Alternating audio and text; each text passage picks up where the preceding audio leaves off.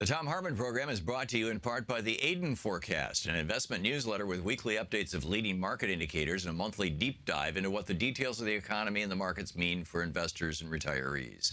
On the web at aidenmarkets.com. Wines have some of the highest pesticide levels in our food chain. This hour brought to you by ecowine.com. Pesticide-free wines, organic wines, imported from France by the Organic Wine Company, ecowine.com. The Thom Hartmann Program is brought to you in part by Super Beets. Super Beets are sourced from non-GMO beets, and they're packed with dietary nitrates, helping to produce nitric oxide for more energy, stamina, and support for healthy blood pressure levels naturally. Call 800-568-9889 or go to thomsbeets.com. That's 800-568-9889, Thom's Beets, THOMSBEETS.com.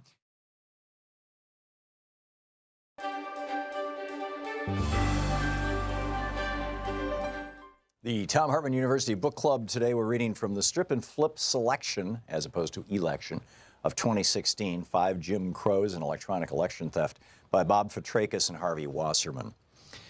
This is from the chapter Part 1, page 15, Strip. The foundation of election theft is the manipulation of race as a divide and conquer strategy. It began with the first Jim Crow chattel slavery. Slavery in various forms has existed since the dawn of time, but in the colonies of British North America and then in the United States, it took on a uniquely virulent incarnation.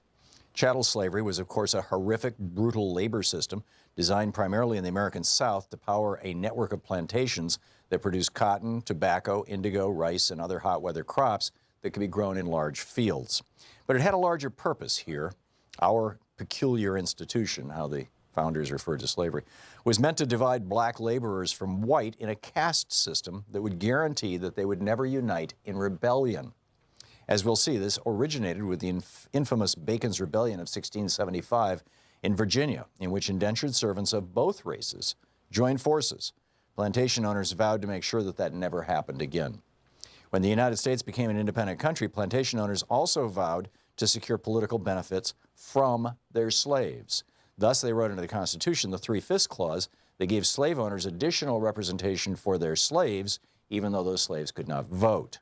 That additional vote count guaranteed that every president from Jefferson to Lincoln either owned slaves or his vice president did, and that the Congress was strongly controlled by slave owners right up to the outbreak of the Civil War. After the Civil War, with formal slavery abolished, a Jim Crow system of racial segregation overtook the South. Enforced by the Democratic Party and its Ku Klux Klan terror wing, white landowners updated the realities of slavery to again keep blacks and whites apart. The roots of racism since 1865 has been the treatment of legally freed African Americans as something less than human, guaranteeing all whites a sense of superiority and an economic leg up. When the populist and socialist movements that campaigned most powerfully from the 1880s to the 1920s worked to overcome this separation, they were hammered by the court and electoral systems through a series of stolen elections and twisted race-based legal decisions, and the fusion of the Democratic and Republican parties in the 1917 municipal races in the Northeast.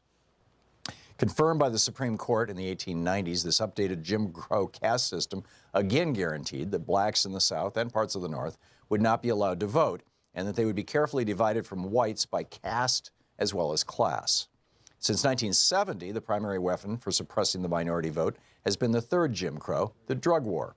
In the tradition of Bacon's Rebellion and the populist socialist upheavals, blacks and whites once again began to unite during the civil rights and anti-war movements of the 1950s and 60s. In response, Richard Nixon's Republican Party invoked the divide and conquer war on drugs. Confronted with the liberalization of the Southern Democratic Party, Nixon feared that black votes might remake America's political map. In Republican eyes, there was only one solution: disenfranchise the African American population, along with young and Latino voters who were leaning strongly to the left. In 1972, Nixon pointedly ignored a powerful report from his own Blue Ribbon Schaefer Commission on drug use and escalated the attack on marijuana and other drugs. In the 45 years since, a staggering 41 million Americans have been arrested for pot or other controlled substances. That's a number of human beings that exceeds the populations of more than 150 other countries worldwide. It has left the United States with the largest prison population in the history of the modern world, while having little or no impact on the actual use of drugs. As Michelle Alexander has shown in her landmark book, The New Jim Crow, the majority of those incarcerated have been black and Latino, with a devastating impact on our elections. Millions of these mostly young, mostly male citizens have been stripped of their right to vote, as well as their ability to maintain families, obtain work, and meaningfully participate in the political lives of their communities. All this has been by design. Once again, a new Jim Crow policy has been delegated by a ruling elite to strip our non-white population of its ability to exercise its fair share of power in our electoral process and to unite with whites in political action. In the 1890s, rising industrial interests committed the nation to a fourth Jim Crow, a course of race-based global empire. The U.S. already had a history of foreign intervention, dating to Thomas Jefferson's 1803 use of our fledgling Navy to fight pirates along the coast, the shores of Tripoli, of what's now called Libya. That was followed by the conquest of the North American continent with genocidal warfare used against the indigenous peoples who had lived here for 20,000 years.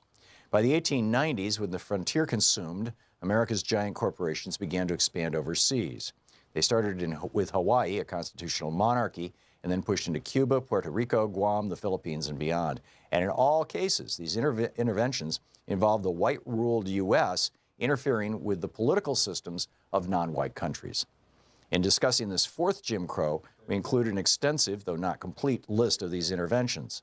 It underscores the reality that our own political system has become an imperial juggernaut, with the inevitable blowback bound to obliterate any residual pretense to real democracy at home. Generally, there's been an attempt to portray these interventions as benign, meant to bring democracy, progress, and the Christian faith to third world nations. In fact, they've been largely economic in purpose, a dollar democracy to grab other people's resources.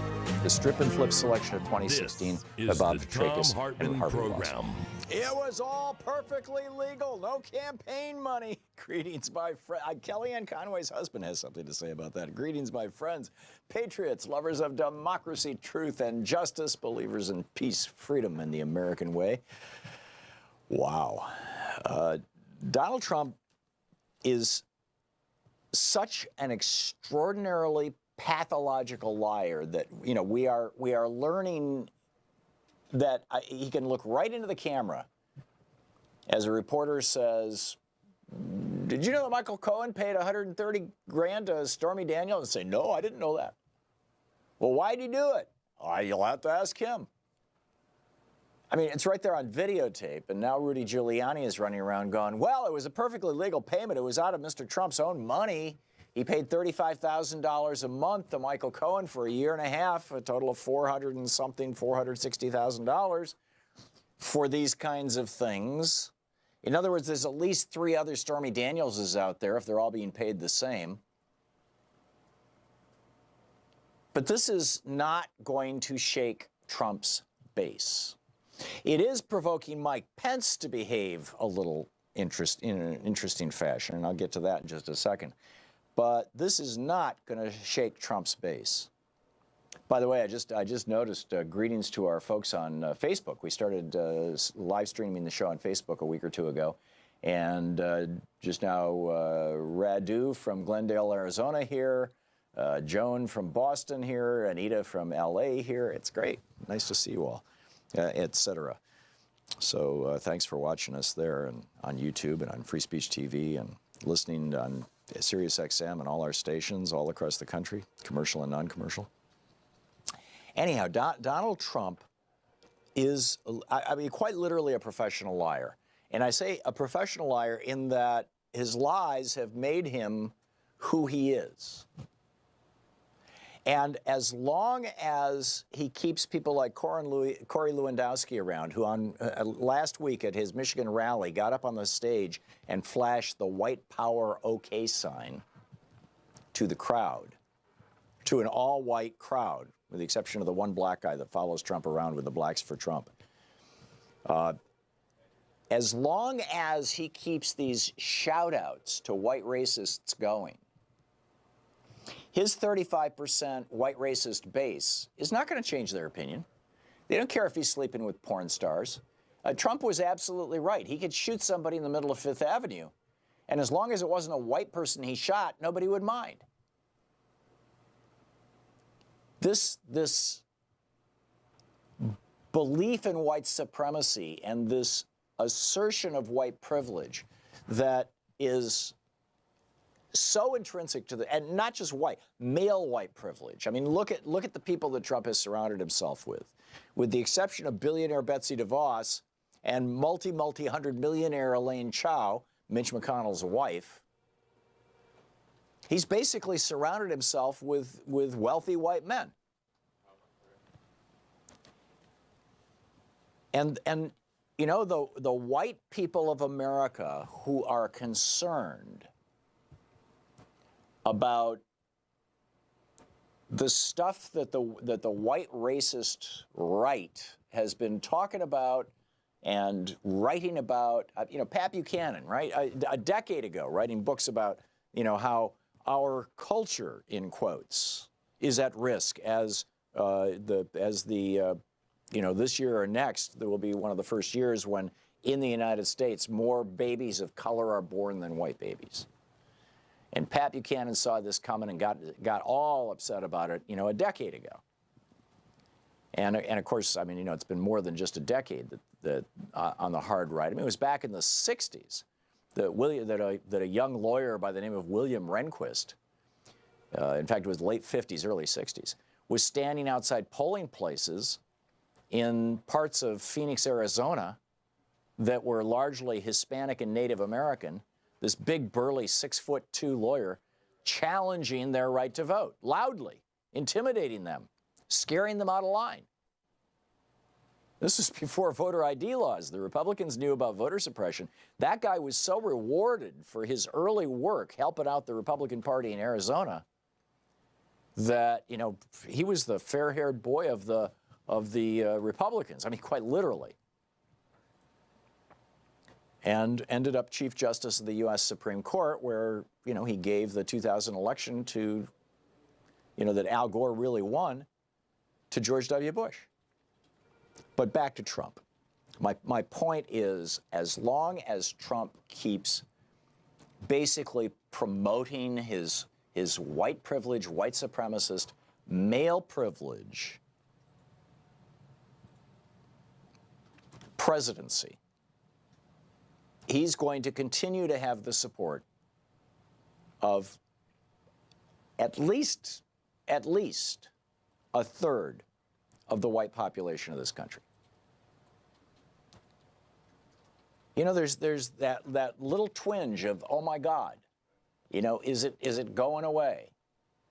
Is my status as a white person in this society being threatened by the fact that, for example, this television network is looking to hire more people of color? That means they won't be hiring me, not speaking for myself, but, you know, white people, or that this employer, that my employer is now looking to expand diversity in the workplace.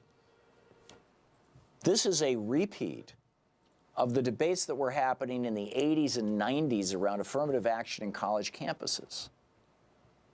And there was that lawsuit that went to the Supreme Court out of Michigan State University, you know, where the guy was trying to get into the medical school and he sued saying he didn't get in because he was a white male, blah, blah, blah. And it just ripped this country apart at the time. And Trump is not only willing to do that, he is doing that. Again. Say, why are we so polarized? Because these guys have been playing the race card for 40 years. This is the Southern strategy that was first articulated by Richard Nixon and was played out very enthusiastically by Ronald Reagan, his first speech in Philadelphia, Mississippi, set up by Paul Manafort. And in that speech, he, you know, where Schwimmer, Goodman, and Cheney were murdered, the civil rights workers, Ronald Reagan gives a speech about, I believe in states' rights, which of course is code for states having the right to say, you know, no service if you're black here.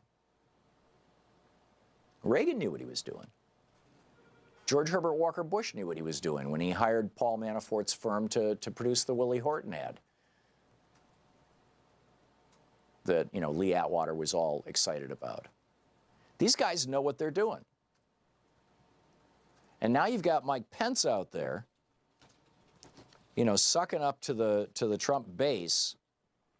Back in October, he tweeted, "I left today's Colts game because the president and I will not dignify any event that disrespects our soldiers, our flag, or our national anthem." This was because the black players, NFL players, were taking a knee for the national anthem.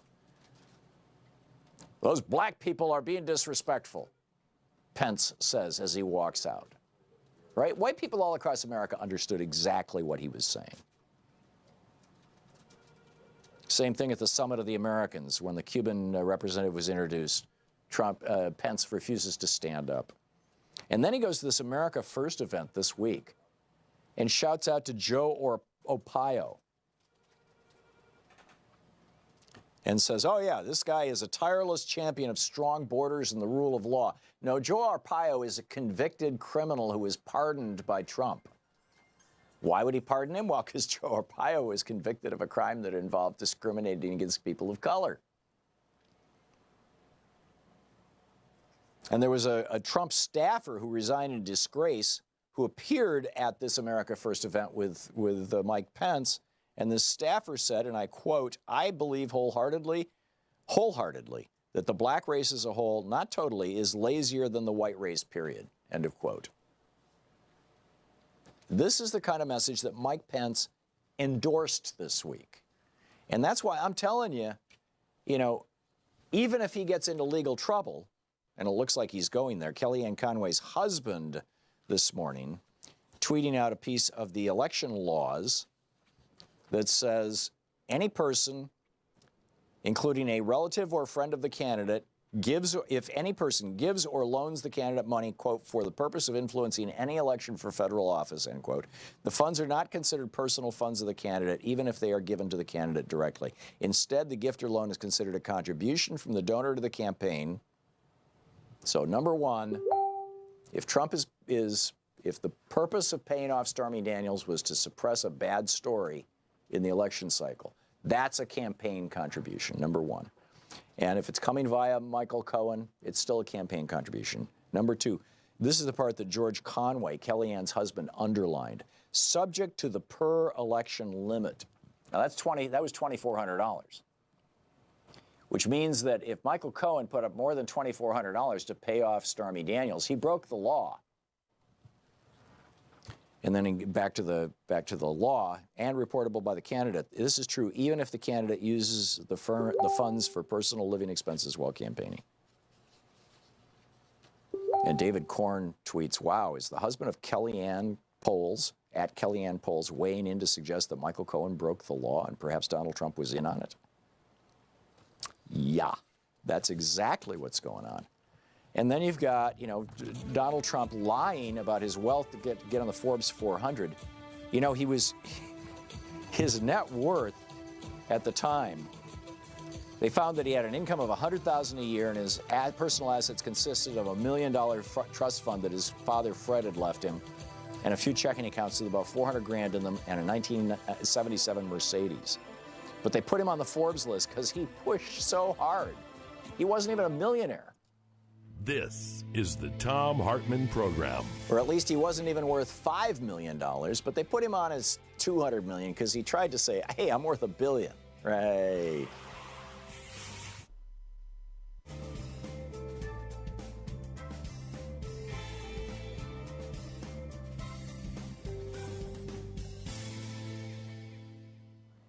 And welcome back. Albert in Hilton's, Virginia. Hey, Albert, thanks for watching Free Speech TV. What's on your mind? Yeah, I was wanting to speak about Rudy Giuliani. I called there last year, and I was trying to tell you a story about him being, when 9/11 happened, him and George Bush had set up I think he was the commissioner of police there in New York or whatever. He was the mayor something at the time. I can't think of his name. A friend of mine was with him in Cumberland, Maryland, in the camp up there in Cumberland, Maryland. Mm-hmm. And he was supposed to got 10 years. He took the fall for the, what went on and stuff, or they set him up.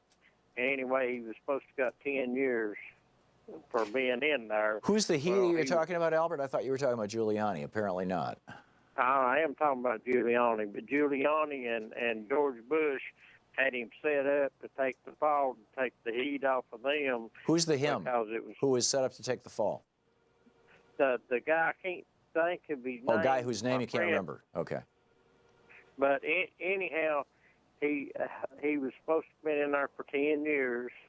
My son, the guy that I knew that was up there, Right. he had talked to him a lot, and he said that they set him up, and he pulled the time. Was supposed to pull the time. Well, the guy that I knew was in there. He was in there on a drug charge, and he was supposed to got 30 months. Okay, the guy had just come in there that they'd sent up, and I went up there a couple times to visit him, and my friend had pointed him out to me, and he was there for like, not hardly 2 years, and they come and got him. They took him out. He was gone for like 4 or 5 days. They bring him back. He's there for 4 or 5 more days. They come to him, pack his clothes up. He's going home, and Rudy Giuliani then set him up, and I'm pretty sure he got a pretty healthy bank account now because he took the fall for them and what they done. And Rudy Giuliani is an honest man as he says he is, or George Bush, either one, or the feds. They ought to investigate that, in my opinion, because Rudy Giuliani is nothing but a crook himself. And I know that. Giuliani, when he was DA in New York City, just destroyed a friend of mine, just for political gain. I mean, it's amazing what Giuliani can do. I had his name, and I can't remember. This has been like 7 years ago now. Yeah. About it's been almost 7 years. My friend had got out, and he all that, and he pulled. So your friend was in jail with this guy that Giuliani set up? Is that what you're saying, Albert? Yes. Uh-huh. But anyway, he talked to him a lot, and he wrote a book, and the name of it was The Inside Out. But he's wrote several books, but I can't remember his name, and I forgot to write it down. Mm. And anyway, my son had to pull all 28 months plus 3 years probation and all this stuff, and he pulled all of his time, and then that guy there got out, and 6 years, well, at least 6 years before he's supposed to. Right. And he said he was framed from the get-go. He was part of Homeland Security. Well, Albert, when you can find the guy's name or some sort of documentary evidence of all this, give me a shout back. I mean, right now it's a caller saying he knows something and can't remember the name. It would be useful to have the actual information. I do appreciate your call, though, Albert. Thank you very much. We'll be right back.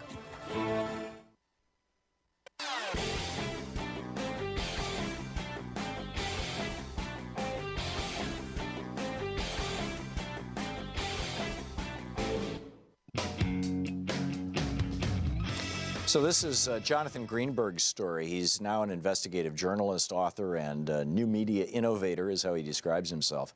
And he wrote this piece for the Washington Post a couple of weeks ago, on April 20th. And he just lays out the story. Back in 1984, he was the editor at Forbes that was putting together the Forbes 100 Wealthiest Americans list. And in 82 was when they rolled out the very first list for the very first time, and Donald Trump found out that this list was being rolled out. And Greenberg says, and I quote, "Trump wasn't just poorer than he said he was. Over time, I have learned that he should not have been on the first 3 Forbes 400 lists at all." Excuse me, it's not the richest 100, it's the richest 400 Americans. In our first ever list in 1982, we included him at $100 million. But Trump was actually worth roughly $5 million, a paltry sum by the standards of his super-moneyed peers. As a spate of government reports and books showed much later. The most revelatory document describing Trump's true net worth in the early 80s was a 1981 report from the New Jersey Casino Control Commission. Now, they didn't get to see this until after Trump had been on the 400 richest persons in America list for a couple of years, when he shouldn't have been at all. And this is how, Trump lies to accomplish what he wants. I mean, this is his basic method of doing business, and now he's applied it to politics. It's his basic method of doing politics, is to lie. And then when he gets caught on the lie, to come up with some other lie, to change the subject, to move things along. So the New Jersey Casino Control Commission, you can't lie to them, although the documents are supposed to be confidential.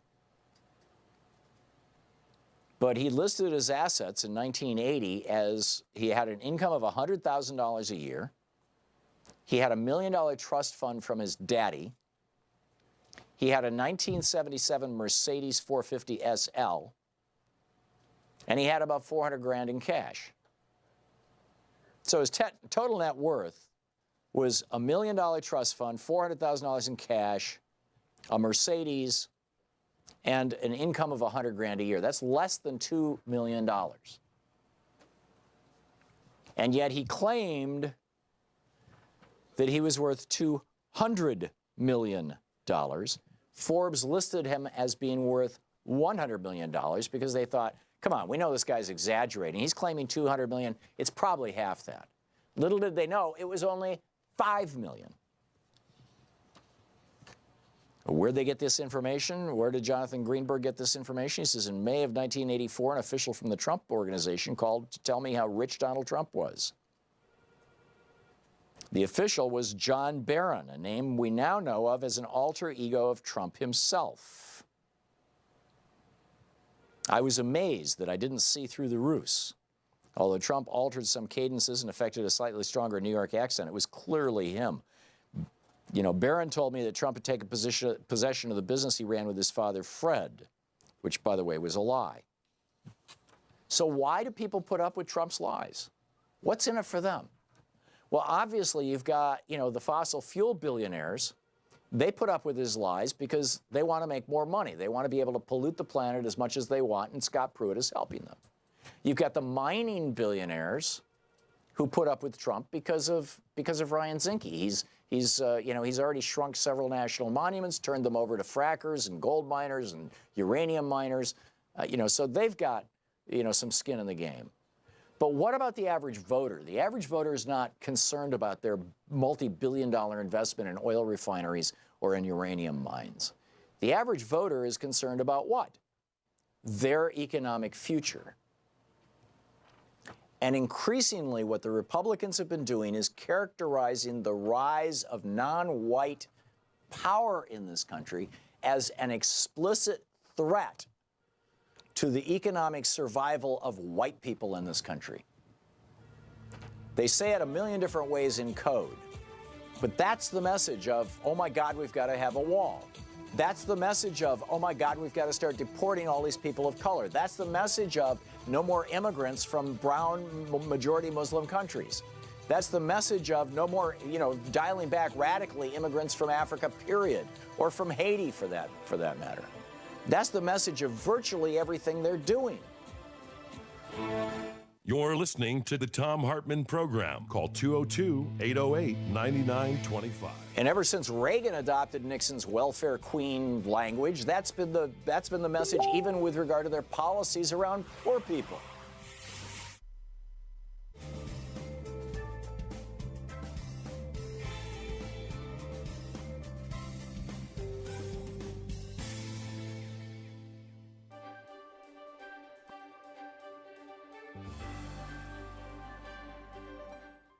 It's the Thom Hartmann University Book Club. Today we're reading from Carbon Shock, A Tale of Risk and Calculus on the Front Lines of a Disrupted Global Economy by Mark Shapiro. This is from the introduction. Chaos, uncertainty, unpredictability. Those are the characteristics of the natural world under the pressures being wrought by climate change. Normal patterns of rainfall, temperature, and extreme weather are changing so rapidly that past baselines for these primordial forces are less and less relevant. Scientists have a word for this state of flux. They call it, quote, the end of stationarity, end quote, a term with a powerful meaning. We can no longer rely on past events to predict future probabilities. The ground is shifting beneath our feet. Now it's becoming increasingly clear that the volatility we're seeing in our natural world is reshaping our financial world too. While we try to hold on to our bearings in the status quo and conduct business as usual, new risks are entering into the equation and new costs are creeping out of the balance sheets of corporations and nations. Just as chaotically as climate change is altering conditions here on Earth, it is changing our understanding of the actual costs of just about everything. In the financial realm, as in the natural realm, the past provides fewer and fewer clues to our future. Like the migration patterns of songbirds that no longer correlate to the hatching patterns of their insect prey, or the mountain snowpacks that no longer store water for the dry summer months. The economy is facing similar miscues born of the interactive loop between tumult in the atmosphere and tumult on the earth. Economic calculations are being upended in ways that are similar to how the digital revolution transformed financial decision-making, though on a far more monumental scale. In early 2014, a report by the IPCC, the Intergovernmental Panel on Climate Change, produced and reviewed by more than 1,000 scientists and approved by 194 governments, identified the economic impact of the enormous changes underway.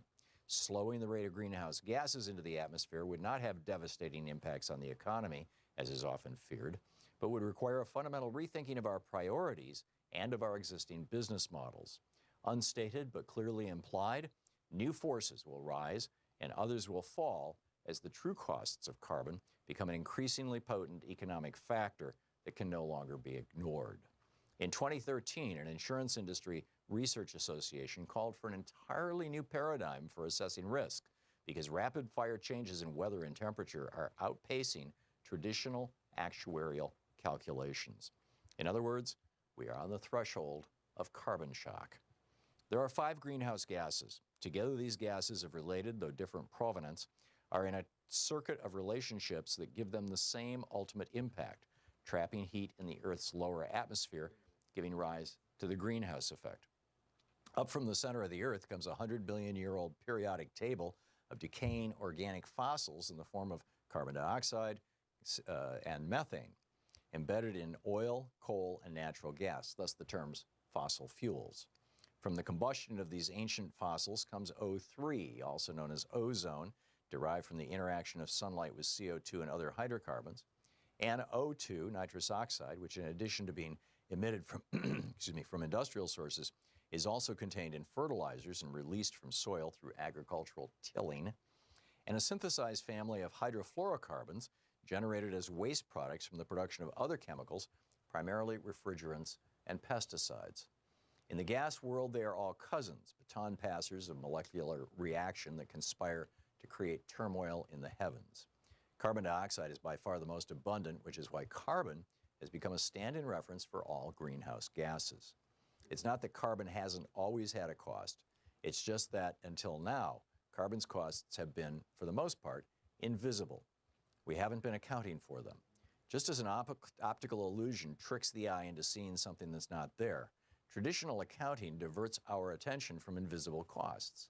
We only see profits. Keeping these costs a mystery has been fundamental to our economic growth.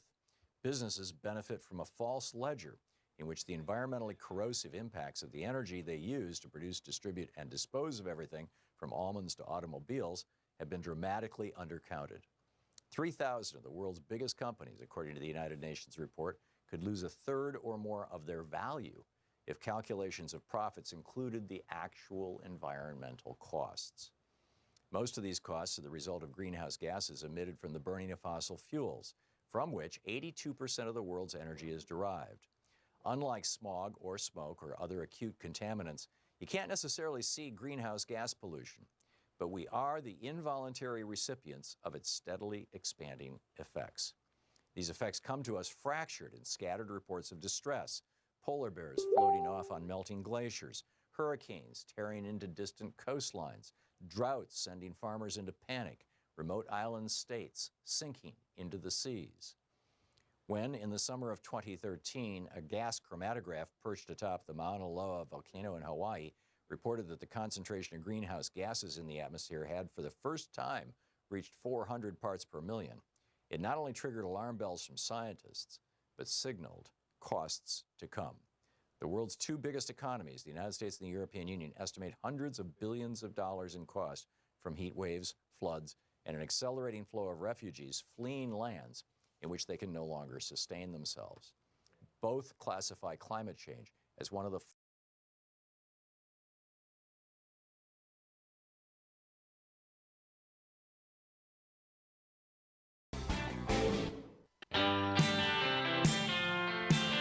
The national political reporter for the Washington Post, Robert Costa, just tweeted his kind of inside scoop from an aide in the White House, somebody who works in the White House. He says White House aide is bewildered this morning by Giuliani, but says many on the staff, this is the White House staff, now feel like they're not in control of the situation. The aide says that the president and Giuliani are, quote, running, end quote, their own strategy and have generational rapport and shared grievances and perspectives. See, Trump can admit to Giuliani in private, personally, whatever, that, yeah, he had a bunch of, he had several affairs with women who were not his wife when he was married, when his wife was pregnant. He can admit that to Giuliani because Giuliani did the same thing. You recall Giuliani announced on television that he was divorcing, I think it was his second wife, and having an affair with, I think, who became his third wife. And she learned about it by watching television. Remember this is one of his wives who was an actress who went on to do this Broadway thing, and she was preparing for the Broadway thing and all this. So, yeah, they're both rich, they're both old, they're both white, and they're both, playboys is the wrong word. They're both, I don't know, predators? Something like that. And so Trump can say to Giuliani, yeah, no, you go out and sell it, right? And Giuliani's going out there and selling it. But like I said, most of Trump's base, a third of his white base, are with him no matter what, as long as he keeps trashing people of color. 2/3 of his white base are supporting him because they believe his campaign promises, that he was going to undo Reaganism, that he was going to raise wages for working people, that he was going to enhance the power of unions, not destroy them, that he was going to shut down international trade in a way, where the American corporations could no longer ship their jobs overseas and bring those jobs back home. Now, none of that is happening. In fact, the opposite. Trump is not protecting even white communities from the pollution from his big donors. Trump has not taken on international trade. He's got a lot of bluster and a lot of bloviation. He shut down the TPP, which, by the way, Hillary Clinton was going to shut down. And Trump is like taking these postures, but he's not actually doing anything of consequence. And he said no more stupid wars, and what's the first thing he does? He starts throwing missiles at Syria twice now without any military authorization from Congress. So you would think that his supporters who aren't in it just for white supremacy would be going, hey, wait a minute, this guy has been lying to us from day one. So John in Gloucester, Mass., how come you're supporting Trump? Actually, Tom, I'm not supporting Trump, but okay. I am calling to offer an explanation as to, I think the way you had paraphrased it was, the corporations have skin in the game. What's in it for the average Trump voter? Right. I can tell you what's in it for them. Don't look so hard. It's just the bigotry. That is a motivating power. So do you think that my 1/3 of white supporters of Trump are in it for the bigotry should become 2/3 or 3/4 or 4/5? I'm not suggesting that they become that. I'm telling you that that's what's true. I talk about this amongst my colleagues all the time, Tom. I'm a professional musician. I do a fair amount of traveling. I meet a fair amount of disparate people. I meet a lot of kinds of people, from different walks of life. Right. And I am telling you with certainty that the motivating factor, despite all the claptrap about economics and kitchen table items, it's nonsense. It is motivated by racism and bigotry, and trust me when I tell you, that's enough. Yeah. It doesn't have to be more than that. Well, that got Woodrow Wilson elected. I mean, it's clearly got Trump elected. Tom, it's the one thing that you can look at that explains it all. So you think I'm being Otherwise, it wildly doesn't make generous to white Trump supporters when I say only a third of them are motivated by race? I was inclined to say Wild. 2/3 of them, but I haven't done any kind of survey. You've been out there in the streets talking to people. It seems Well, it there's no sounds way. to you like it's like 90%. The worst thing that we in society that you can be called is what? A racist. No one wants that title, even if that's exactly what they are. Right. So as I meet people when I go to state or country to country and engage with these people, you'll find, just scratch the surface a little bit. It's the only thing that the bigotry and the racism is what explains the rest of it that doesn't make sense. That's right. Yeah, I agree. And why the white Christian evangelicals who are preaching to white, congregations in their super churches, Right, or mega churches or whatever they call them, I get it. John, you don't have to go any deeper than that. Racism and bigotry, the end. Okay, John, I'm inclined to agree. Thank you very much for the call. Lou in Pueblo, Colorado. Hey, Lou, thanks for listening to Sirius XM. What's up? Hey, Tom. Just to let you know, your audio coming my direction is clipping badly. Like in the old analog days, I'd say the preamp was turned up too high. Oh, that's interesting. It was interesting. perfectly fine when I talked to the screener. Are you hearing me okay? Yeah, I hear you fine. You're talking about coming through your phone or coming through your radio? Well, I tried it. I tried the phone speaker, a plug-in earphone, and I Bluetooth. Okay, so we're clipping on your phone. Okay, so we'll check our audio line levels going into our Telos machine. But Sirius XM is sounding fine, right, Lou? So why don't you make your point? Yes. Okay, I was actually raised by a Nazi. My father was he refused in World War II to fight in Europe. He agreed to fight in the Pacific because, those aren't Germans. I was thinking back, remember when we were kids, I don't know if you did this, we did the Nazi salute to the flag when we read the Pledge of Allegiance as a kid. This is very widespread in white America. I've been talking with my sister and her friends, and my sister's a really nice person, and she doesn't hate, but she honestly believes that blacks are genetically inferior.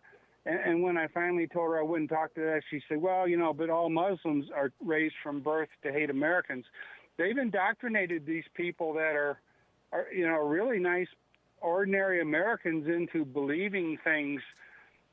We can't fight that. There's nothing we can do unless we can get through to the media somehow and get a free press in this country. Yeah. I agree with your previous caller that these people are racist under the surface. A lot of them don't even know they're racist. Yeah. You're absolutely right. I think you're absolutely right, Lou. And it's amazing how effective racism works. I mean, Nixon's Southern strategy got him elected and got him reelected. Using Nixon's Southern strategy got Reagan elected, got George Herbert Walker Bush, beat Michael Dukakis with the Willie Horton ad. It was race. It's been, I'd say probably the only campaign that didn't explicitly use race in their campaign materials was the George W. Bush campaign, that I recall anyway. But, they used race to get him over the finish line by knocking 90,000 African Americans off the voting rolls in Florida just weeks before the election. So, his brother was making sure that while they weren't shouting out to white people, they were making sure that black people couldn't vote. Lou, well said. Thanks a lot for the call. Anita in San Antonio. Hey, Anita, what's up? Hi, Tom. Yeah, I totally agree it's racism, but I also believe it's misogyny. Yep. And as a woman, watching that campaign was so painful. I love politics. I love presidential campaigns. But watching what Donald Trump was doing, it was very painful to me. Like during that debate when he brought those women to humiliate Hillary Clinton, I cried about that for 2 days. Yeah. I mean, it was just in that video where he talks about grabbing women, and then all these people stood by him and voted for him. That was such a slap in the face to women. Yeah. And that's why there's been such a backlash. That's why the Women's March was so successful. Well, that's the other half of the white male power thing that I didn't mention that I should have mentioned, which is, I was talking about how this goes back to, the 60s and 70s, the early rumblings of law and order as code for, keep down black people, et cetera. But there was also the backlash against the women's movement. The birth control pill was legalized in 1961. By 1963, it was widely available. By 1973, you had the Roe v. Wade decision. And so in that window of the mid-60s to the mid-70s, you had women for the first time being able to absolutely guarantee to themselves that they could go into the workplace for their entire productive lifetime if they wanted, and not have to worry about having children, because now they had legal, safe, effective birth control. And if they did accidentally get pregnant, they could get an abortion. And that was an enormous empowerment of women in this society. And that brought this huge backlash, which was being spearheaded by Rush Limbaugh in 1987 with his main shtick, which was feminazis. Remember that? Yes, I do. I remember that. But, you know, and they would use these subtle things like Mike Pence, when he would always say things like, oh, and Donald Trump has broad shoulders to, you know, whatever, protect, whatever he was saying. But he would always say things like broad shoulders. Male metaphors. Campaign, yes, I'm so upset about it. I'm so upset at the racism and the xenophobia and the misogyny, and that so many people in this country, white people especially, could vote for that man. It makes me so angry, and that's why throughout the primary and throughout the general election, I just hated the way he was normalized by pundits. Yeah. This was not, you know, it was. He's continuing to be normalized, Anita. I mean, it's like nobody is shocked by the stuff that it's just astonishing. Anita, thank you for the call. It's always nice to hear from you. We'll be right back.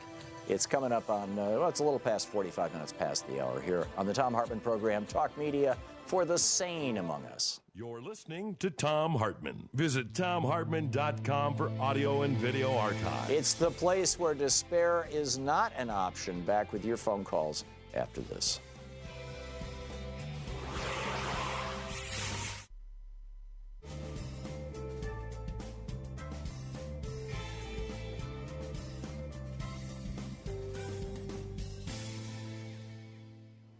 And welcome back. Carol in Murrells Inlet, South Carolina. Hey, Carol, thanks for watching us on Free Speech TV. What's on your mind?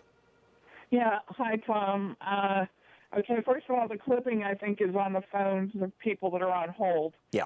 But what I'm calling about is Rudy Giuliani and this big reveal. Mayor Stop and Frisk, I should call him. Right. Yeah. You remember all that. But anyway, I don't think that was an accident. He's a former attorney or even DA. Well, Stop and Frisk was openly racist. I think the whole thing is a setup. I think the writing is on the wall. They all see it. I think Giuliani, being a friend of the Trump crime family, is the one that they needed to reveal the payments to Stormy Daniels that Trump lied about, and the repaying of Attorney Cohen. And I think that all these convergences, the Stormy Daniels thing, the fact that Mueller is getting close, all these convergences, and also I've noticed that they're sending Pence to more international settings. He was recently in South America at a really big conference. So I think they want Trump out by the midterms, and I don't know if he'll be in jail or if there'll be impeachment proceedings against him. Oh, the other thing is Fox News never would interview and ask hard questions to Trump all these months. All of a sudden, Fox News is asking really hard questions and putting him setting traps for him, essentially. So I think that they want him out there positioning Pence to be in office before the midterms. What do you think of my theory? I think you're right, Carol, and I think that we underestimate the power of the billionaire group that is largely running the Republican Party at our peril. Rupert Murdoch is if not directly a part of the Koch network, certainly his interests are aligned with theirs. In his case, he doesn't want deregulation of oil refineries. He wants deregulation of the cable system and of the news industry and of the television industry. He owns television stations all over this country, Fox stations. And so, when the billionaire class starts pulling their support for Trump and starts promoting Mike Pence, which is what it looks like's going on, then that's an early indicator that Trump is in deep trouble. And I think that he is. I think that there's a very real trouble for him coming. And Mike Pence is a reliable misogynist. He won't even have dinner with a woman who's not his wife. He calls his wife mother. I mean, that's bizarre. That speaks volumes in and of itself. The question in my mind is whether Pence going to the conference on the Americas, or Pence going to South Korea, or Pence, all the stuff that Pence has been doing, Pence going to Arizona and embracing Joe Arpaio, something that would have been unthinkable for a, quote, mainstream Republican just, 6 months ago or a year ago. Pence doing that tells me that Pence is reaching out to Trump's base in a way that his way of saying to Trump's base, I'm a white racist, I'm a white nationalist, I'm a male white supremacist also. I'm one of you guys. So when Trump goes down, you can be comfortable with me in the White House. I think that's what's going on. The question is whether Pence is doing this on his own, or whether the billionaires who basically position the Republican Party are helping to set it up, or whether the Trump White House is even helping to set it up, thinking that there's some sort of graceful exit strategy, and maybe they've even negotiated with Pence for a Jerry Ford-like pardon, the way that Jerry Ford pardoned Nixon. I don't know, but there's a lot on the table. Carol, I think you've nailed it. We'll be right back.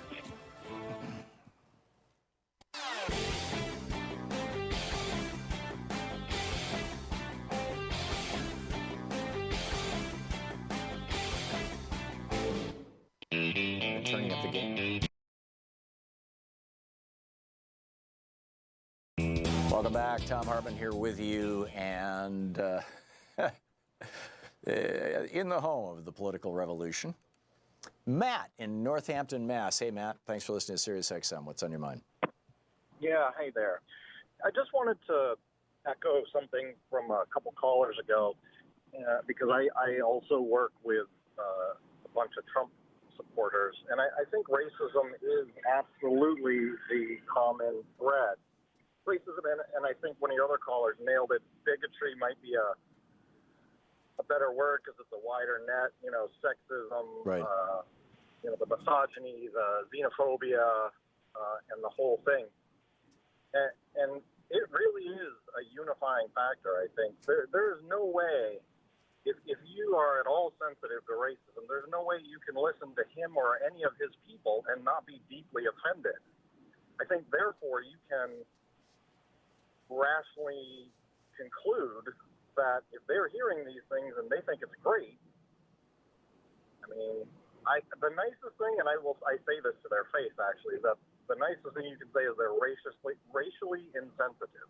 Yeah, but in fact, they are highly sensitive racially, because they feel threatened by the possibility of brown people or black people or Native Americans or Asians taking their jobs, or marrying their women, or moving into their neighborhoods, or fill in the blank, right? This is or people from the Indian subcontinent. I mean, this whole racist thing is just writ large in the Republican Party. Absolutely, and immigrants come here to get on welfare. That's all that they do. According to these guys, yes. Oh God, yeah, that's what I mean. And it took Trump for me to step back and realize just how racially awful the Republican immigration policy is. It's a racist policy, and I am actually a little ashamed that it didn't really hit me until I saw just how racist Trump was, and then started looking at all the Republican policies through that racist lens.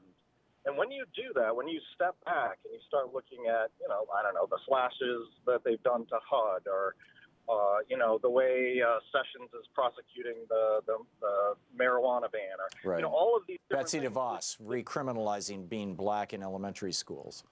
Right. It's all the same thing. Yeah. So, I agree. Matt, thanks for the call. Very well said. Charles in Opelika, Florida. Hey, Charles, you want to talk about Rudy? Oh, yeah. I think Rudy, with his experience as a prosecutor, knowing his way around the law, I think everything last night was sort of staged, just by him giving that statement to Hannity and Hannity looking so surprised. I think what Rudy's trying to do is a reset. Yep. And basically that's what they've done throughout this whole campaign, and that's what I've learned from Republicans over the years. Well, they know, Charles, now that Michael Cohen's papers are in the hands of federal prosecutors, it's just a matter of time before it leaks out that there were at least 3 or 4 women, not just one. And, Karen McDougal we're starting to learn about is the second, but even the 2 of them, between them, that only accounts for $260,000. And the payments apparently were over $400,000. So there's a few more shoes to drop. And I think they're just trying to get ahead of it and say, oh, yeah, he pays off those women. No big deal. That's what rich people do all the time. Back to you, Charles. That was my next part as well, because I was going to say, first of all, we don't know who else he may have paid off during the campaign besides Stormy. And second of all, it to me it opens the door now, because obviously he's been lying all this time. So what about the other 40 or 50 women that has claims out there that Trump has sexually assaulted them or whatever? Yeah, I don't think the number's quite that high. I think it's pushing 20, but yeah, point made, Charles. Mm-hmm. So, but the worst thing of all is just that the Republicans are sticking with them, and we have to at least put these people out there. We have to let it be known that they supported Trump even in the worst of times when we knew what was going on. They knew what was going on, but they perpetuated this lie. It's all to stay in power. It's all for the tax cut. It's all to kill Obamacare and healthcare, to put, these insurance companies back in the game. It's just about money, and we can't afford to let this happen because they're doing it on our backs. Yeah. And our children's backs. Yep, well said. I got it. Yep, well said. Steve in DeKalb, Illinois. Hey, Steve. Hey, Tom. So what's up? Can you hear me? Yeah, just fine. I hear you just fine, Steve. What do you want to say? Hello? Okay. Steve apparently can't hear me. He's on line 2, Arthur, if you want to check him out. Chris in Bensenville, Illinois. Hey, Chris, can you hear me? Oh, hi, Tom. Hey, what's up? Yeah, I was going to say, I was curious about one thing. If black Americans had come here as immigrants, they did the Ellis Island thing, do you think we'd have the problems today? I don't. For that to have happened, there must have never been slavery. I mean, are you positing just a complete alternative history of the United States? Yeah, would we have this group of people that the Southerners think are just garbage, and we've been persecuted ever since? These people, immigrants are usually, bring skills or. I mean, Trump is going after immigrants of color too, Pardon? Trump is going after immigrants of color as well. No, he's super racist, so it's big deal. Well, it is a big deal. I only hope that his health problems outlive him. But I want to ask you something else. Mayor Giuliani? Hello? Yeah. Yeah. Mayor Giuliani, when Mr. Trump was having his sexual adventures, all this stuff came out. Giuliani said, so big deal. If you do something wrong, all you have to do is go to confession. Right. Yeah. Well, he's a good Catholic. And he's been through this with several wives. So, this is where Giuliani and Trump are kind of two peas in a pod. They're both wealthy, misogynistic, racist. In Giuliani's case, it was this whole stop and frisk thing when he was mayor. Bigots, basically. Chris, thank you for the call. And they both have these same grievances. Oh my God, women are, getting power and calling us out. Oh my God, black people want your job.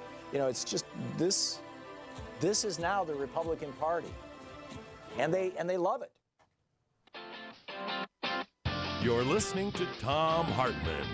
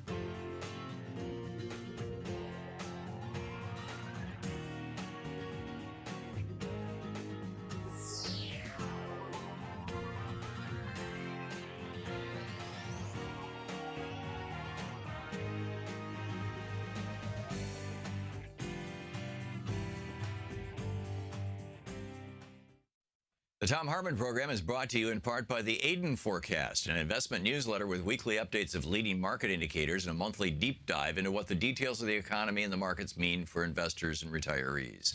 On the web at aidenmarkets.com. Wines have some of the highest pesticide levels in our food chain. This hour brought to you by ecowine.com.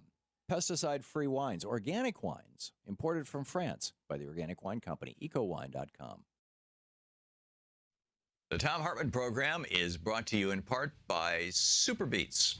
Super Beets are sourced from non-GMO beets, and they're packed with dietary nitrates, helping to produce nitric oxide for more energy, stamina, and support for healthy blood pressure levels naturally. Call 800-568-9889 or go to tomsbeets.com. That's 800-568-9889, Tom's Beets, THOMSBEETS.com.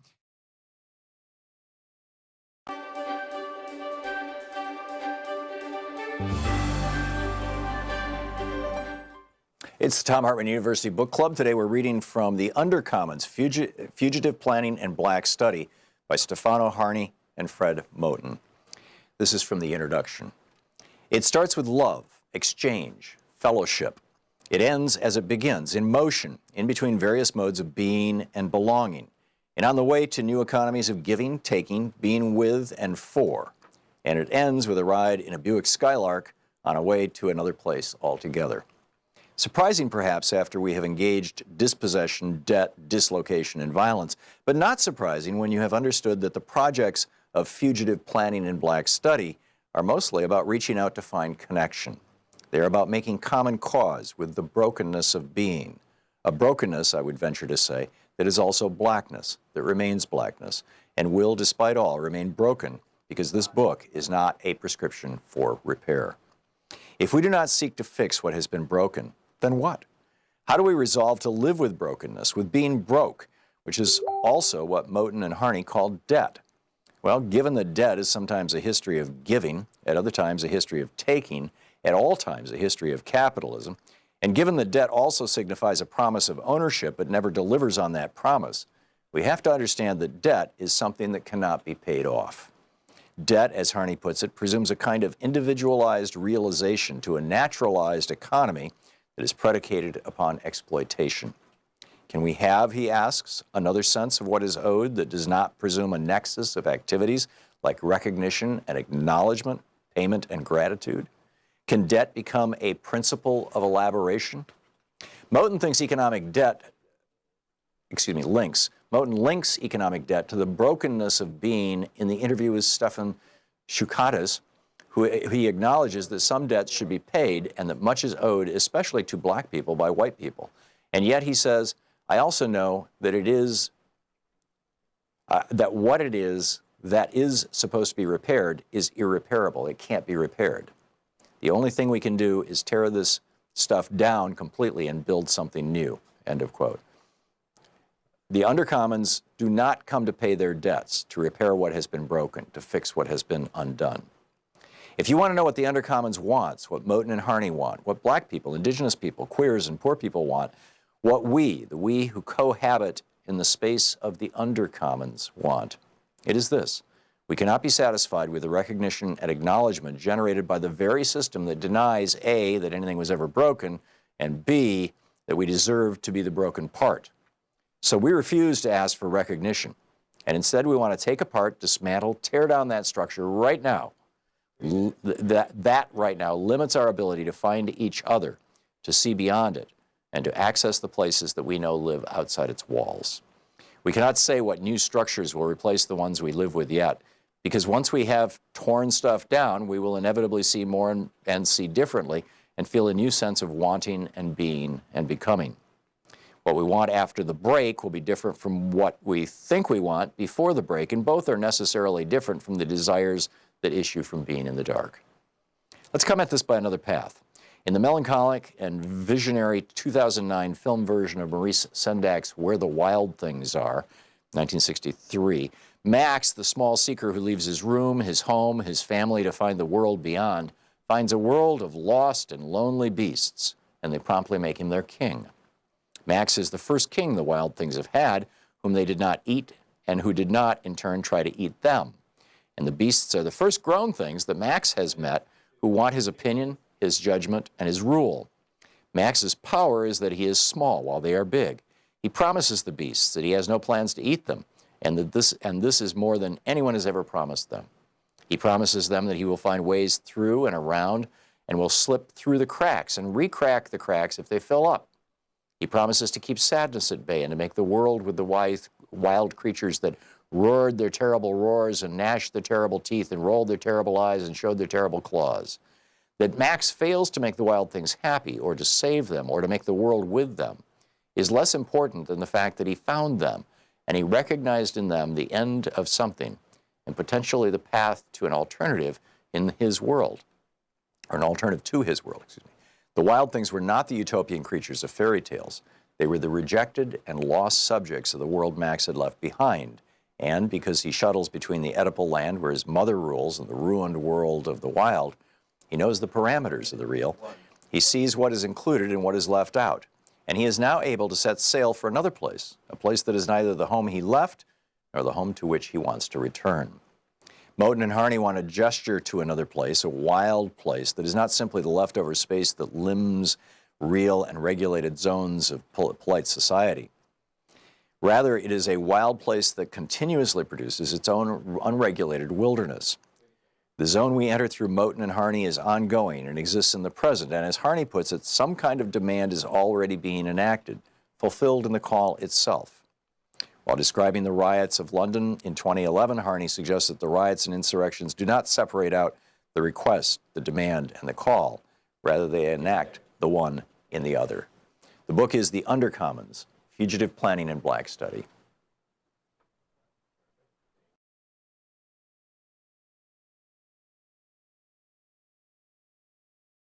Is the fight for the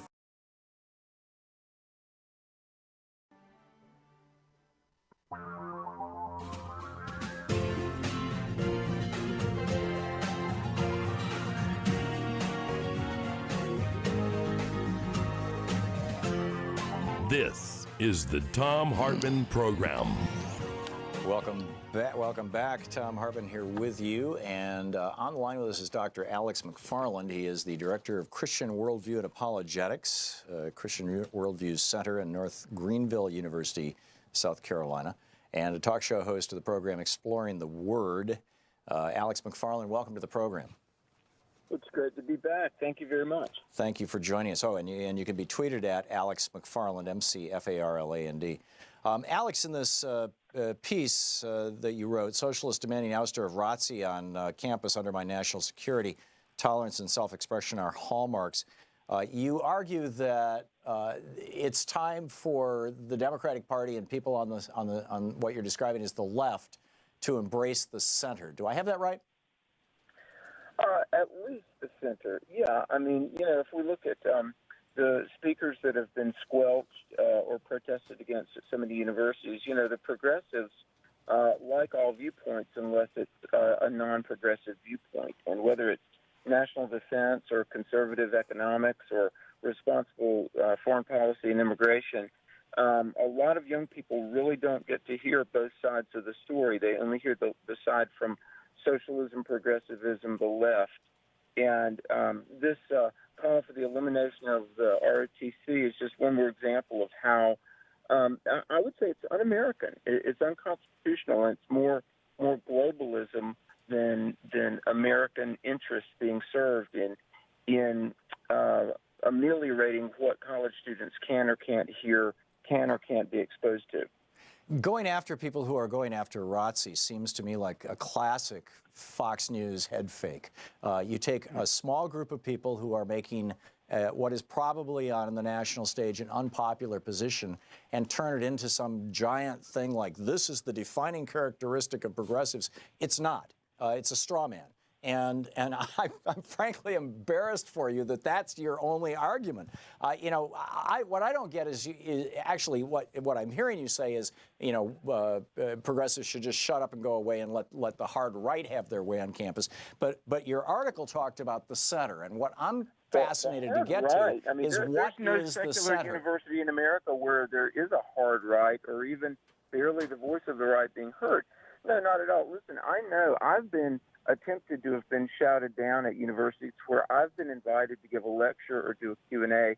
And we're not saying this is the only issue, and it's certainly not a straw man, but it's just another example of how tolerant and self-expression, the progressives pride themselves in being tolerant, but they're not tolerant to voices with which they disagree, i.e., conservatism and Americanism. Well, to the extent that conservatism is bigotry, I share that intolerance. And I think intolerance of bigotry in the United States, which is the major animating dimension of the Republican Party and the conservative movement right now, is patriotic, frankly, Alex. But I would like to ask you about the center. Again, I go back to this polling that was done in 2016, the year before last. This was an interview done by Public Policy Polling and commissioned by the Progressive Change Institute. 79% of Americans want the government to negotiate drug prices. 78% support universal pre-kindergarten. 77% are in favor of changing our trade policy to protect workers and the environment. 74% want to end tax loopholes for corporations that ship jobs overseas. 73% want to end gerrymandering. This is all voters, right? Not Republicans, Democrats. These are all progressive positions that people like Stephanie Ruhle say, oh, those are Bernie positions, and the American people will never go for the far left, for the Bernie left. 71% of Americans want an infrastructure jobs program that's at least $500 billion. 71% of Americans want Medicare for all. 72% think Americans should be able to pay their mortgage with their 401k. 70% of Americans want to expand Social Security. 70% of American voters want a Green New Deal. I mean, I could go on. The list goes on. I don't understand where this so-called center is that you're saying that people on the so-called left should be embracing. What it seems to me is that the center is where the Republicans were 30 years ago, and that it's just old Republican policies of, hey, let's let the corporations buy more politicians. Well, there are a lot of statistics and a lot of polling results brought to the table by different ideological groups. And let me say, volumes of research prove that the removal of government intervention is the best thing for the free market and the best thing ultimately. There's no such thing as a free market, Alex. Markets are created by governments. Governments regulate the currency. They define the rules of the marketplace. They define what's fraud and what isn't. They manage and run the jails in which people who break the rules of the market are put. There's literally no such thing as a free market. Even if you say the freest of free markets, you and I are next door neighbors. I'll wash your car if you mow my lawn. That sounds like the freest market imaginable, but what happens when I accidentally or intentionally smash the window of your car while I'm washing it? Who do we go to litigate that? Outside the free market, we go to government. There's no such thing as a free market. And your argument for deregulation is simply an argument for the banks and the refineries to be able to poison us and rip us off. Finland just 2 weeks ago removed the guaranteed standard monthly wage for everybody. That has nothing to do with deregulation. America was at her strongest and thrived and was at her best when the government's intervention in the market was minimal, not maximal. And are you talking about Andrew Jackson's administration when we had the greatest depression in the history of the United States? I'm talking about the post-World War II era where the government was minimally involved. And we don't want to become a socialist. So the government came in the 1970s in response to Ralph Nader and Rachel Carlson and started regulating pesticides, regulating pollution, and regulating seat belts and car helmets or motorcycle helmets. Conservatives were screaming bloody murder. And what happened to the economy, Alex?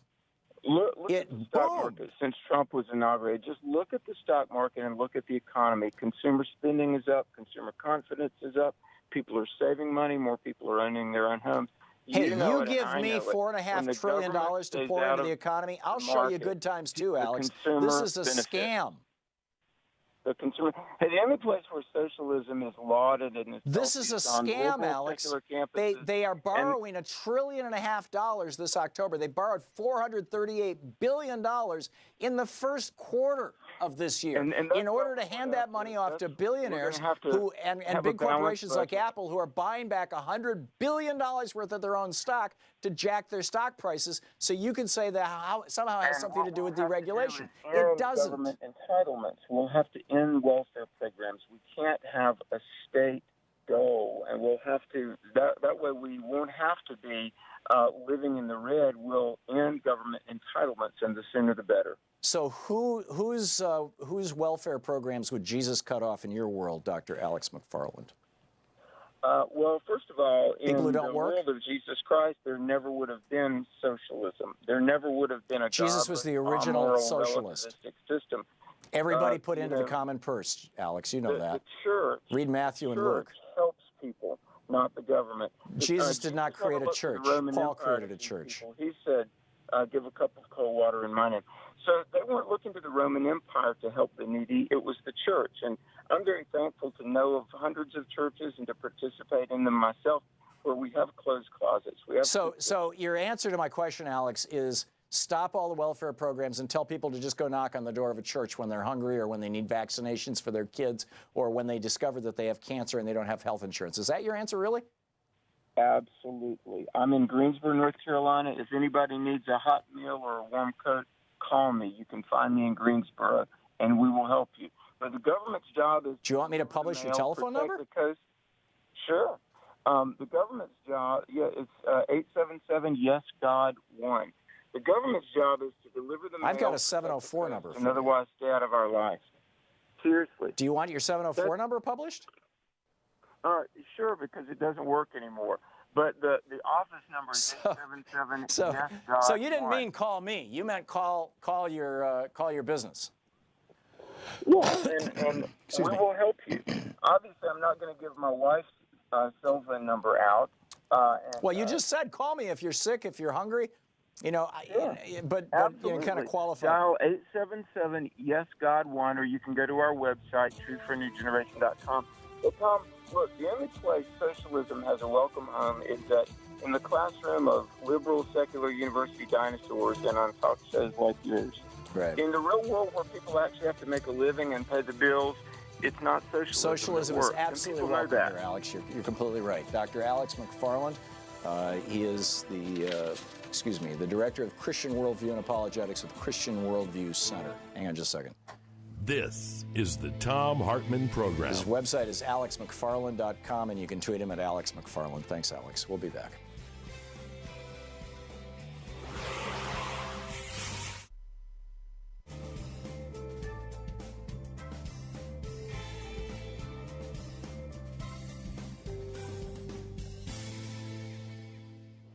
And welcome back. Let's see here. Steve in DeKalb, Illinois. Hey, Steve, let's try this again. What's up? Sorry about that, Tom. That's okay. What's on your mind?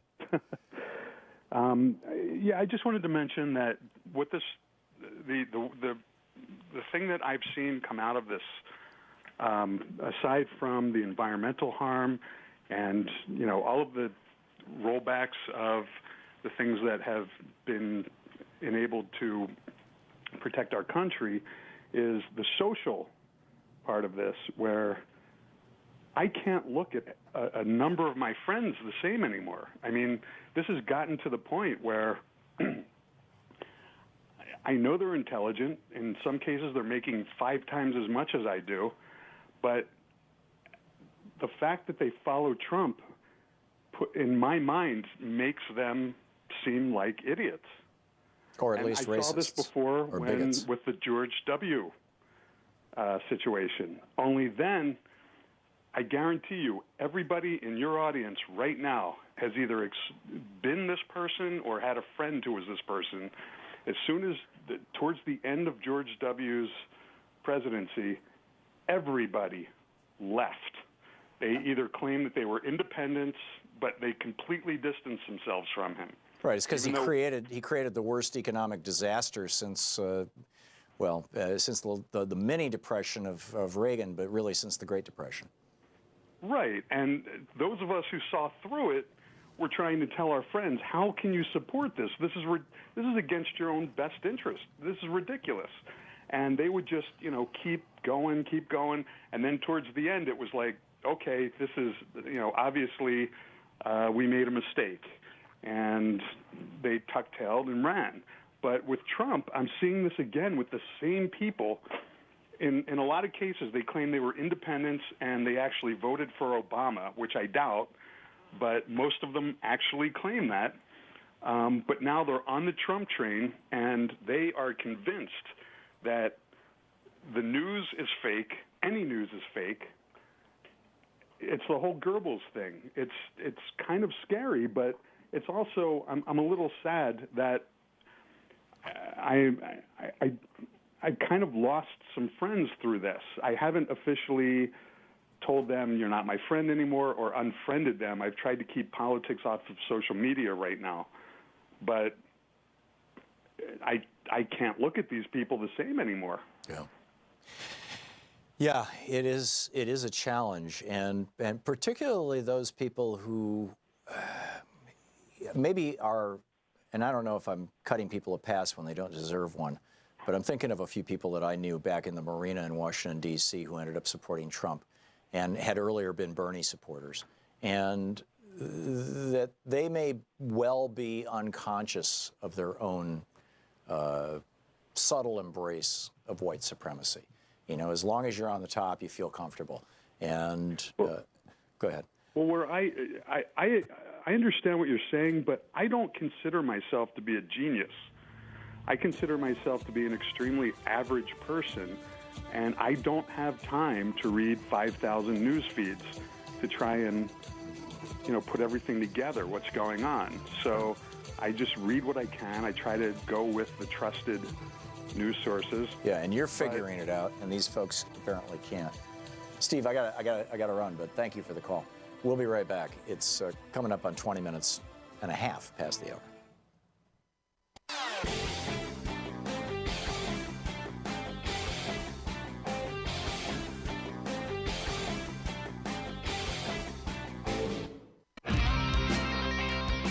So NBC News is reporting that federal investigators wiretapped Michael Cohen, Trump's lawyer. And now, of course, Trump is, well, he just did the National Prayer Breakfast. Oh, man, this is so strange. This is so strange. Johnny in Lamarck, Texas. Hey, Johnny, what's up? Hey, Tom, your guest, Dr. McFarland, right. I don't know if he's still available. Can he hear me, or did he hang up? He's long gone, yeah. I mean, he might be listening to the Anyway, show. I don't know. I couldn't believe that he wants me to embrace the middle. In other words, embrace the people on the far right is what he's getting at. Right. And I don't see why I should embrace him. I don't see why I should apologize to them. I have nothing to apologize for. As a matter of fact, in the summer of 1985, as I was telling your call screener, I was driving east on Gulf Bank Road in Houston, and they had the main rock station on, and these DJs made a disparaging reference to black people as part of a joke. And I hadn't heard that for years and years. I was in my mid-20s by then. And I thought, oh, my God, the right has gotten to a new low. Don't forget, 1985, we already had 5 years of Reagan, and now this. And from that day forward, we haven't changed. We haven't gone back. We've gone backwards. Yeah. So they're the ones that need to come to us. They need to apologize to us. They need to embrace us, because we are the majority, not them. Yeah, I agree. And I think that the progressive perspective is one that wins not only Democrats, it wins Republicans as well. Johnny, well said. Thank you. Holly in Marshall, Missouri. Hey, Holly. Hi, Tom. How's your throat? It's getting better. It's just I've got this remnant in my lungs. This is the week 4, which is mind-boggling. Anyhow, what's on your mind, Holly? Well, I did hear one other thing about Trump supporters on the Bill Maher show. This young woman, Anne Marie Cox, said that one of the major reasons was that uneducated, wealthy people, and this is what I see in my own town in rural Missouri, were voted for Trump because they were afraid of losing something, and I think that has to do with taxes along with the white privilege. Yeah. So, yeah, so I just wanted to, and a previous caller said a lot of things, so I won't repeat them. Well, and I think that the election of Trump, in a very real way, was a lot of white people in this country saying, okay, we had 8 years of a really, really smart black president, and now we're going to prove to you that even the crummiest, stupidest, most misogynistic, most incompetent, most uninformed white guy is better in their minds, in the minds of these right-wing white voters, is better than your smartest black guy around, in this case Obama. And the proof of that is that the more Trump reaches out to his base by undoing everything Obama touched, from the Iran deal to Obamacare to fill in the blanks, to emission standards and fuel mileage standards, the more they applaud him, even though it's destroying the world in which they live. Well said. Thank you very much. Shelley in Pottstown, Pennsylvania. Hey, Shelley, what's on your mind? Hi, Tom. I just wanted to comment on the guest proposal that they end entitlement programs and push them off into the church. Right. I don't think that he understands anything about economics, let alone, just the way that I can't imagine how anybody could say that a church has the infrastructure or the resources to take care of people's Social Security payments, their Medicare, their food stamps, their help with electricity and utilities. Right. We're talking, Shelley, just to put this in perspective and to amplify your point, and forgive the interruption, I'll let you get right back to it, but is that last year, churches in America spent about $5 billion in direct, what you would call social welfare activities. Soup kitchens, medical clinics, housing for the poor, about $5 billion nationwide for the year. I don't have the number right off the top of my head of what we pay for Social Security, Medicare, Medicaid, and all the welfare programs, but I would be amazed if it's not at least $500 billion, not $5 billion. To think that the churches with a $5 billion annual budget for social welfare programs, or even doubling that to $10 billion, could take on even a small percentage of what our federal government does and state governments, is not just fantasy, it's stupidity. Back to you, Shelley. Oh, I wholeheartedly agree. And I just, my concern is too, if you just think about all this, there's just no way that a church can even do this. Let's say that you have, ABC Methodist Church in Washington, D.C., and they have 100 members that receive $1,000 a month in Social Security. Do you think that the parishioners are going to cough up that kind of money each month? It's just impossible. Right. I also want to point something out that's somewhat interesting. I hear these commercials for a so-called Christian group called MediShare, and I think the idea behind this is that a bunch of Christians get together, contribute a monthly amount, and then they all pay off each other's medical bills. Right. as an alternative to it's like a risk insurance, pool. which may or may not be an interesting idea, but the idea is, I see some people trying to do this. I'd be very curious to see how it all pans out for them. I'm guessing that they've got as many gotchas as the health insurance companies had before Obamacare. Oh, you've got $1 million insurance bill? Well, we only pay the first $100,000. Oh, you've got a disease we don't approve of. You've got AIDS. We won't cover that. Those kinds of things. I have no idea, frankly, but I have heard about these. They call them risk pools instead of insurance programs, so that they don't get regulated by the insurance regulators. And the fact that they don't want to be regulated should tell you everything. Shelley, thank you for the call. And yes, I don't think that Dr. McFarland understands how the social welfare programs in this country work, or frankly why. But gee, as long as they're helping people who are undeserving, we need to cut them. We need to kill them. Who would Jesus cut off health care? Well, apparently in Dr. McFarland's world, somebody who's not working. You're listening to the Thom Hartmann Program. Call 202-808-9925. We'll be back.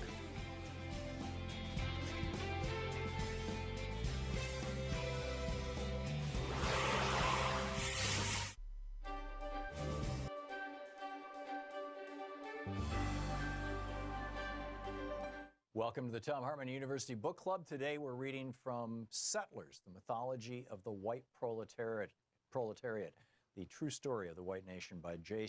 Sakai, published by Morningstar Press in 1989. This is from Chapter 2, The Foundations of Settler Life.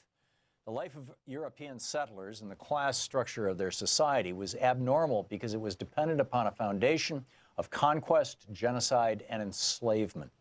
The myth of the self-sufficient white settler family clearing the wilderness and supporting themselves through their own initiative and hard labor is a propaganda fabrication.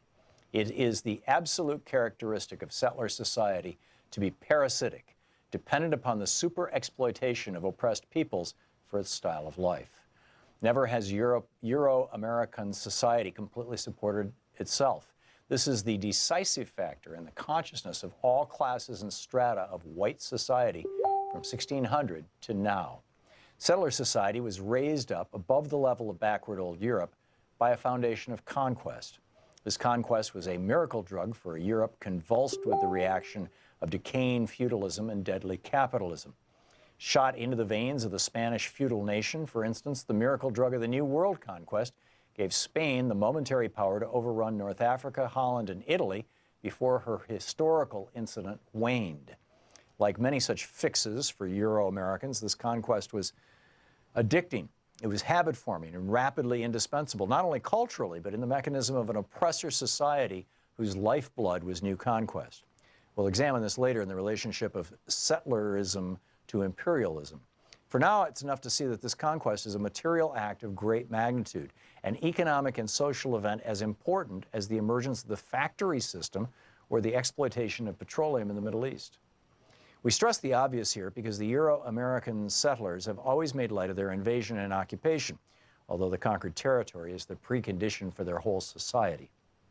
Traditionally, European settler societies throw off the propaganda smoke screens that they didn't really conquer and dispossess other nations. They claim with false modesty that they merely moved into vacant territory. So the early English settlers depicted America as empty, a howling wilderness, unsettled, sparsely populated, just waiting with a vacant sign on the door for the first lucky civilization to walk in and claim it. Theodore Roosevelt wrote defensively in 1900, quote, "The settler and pioneer have at bottom had justice on their side.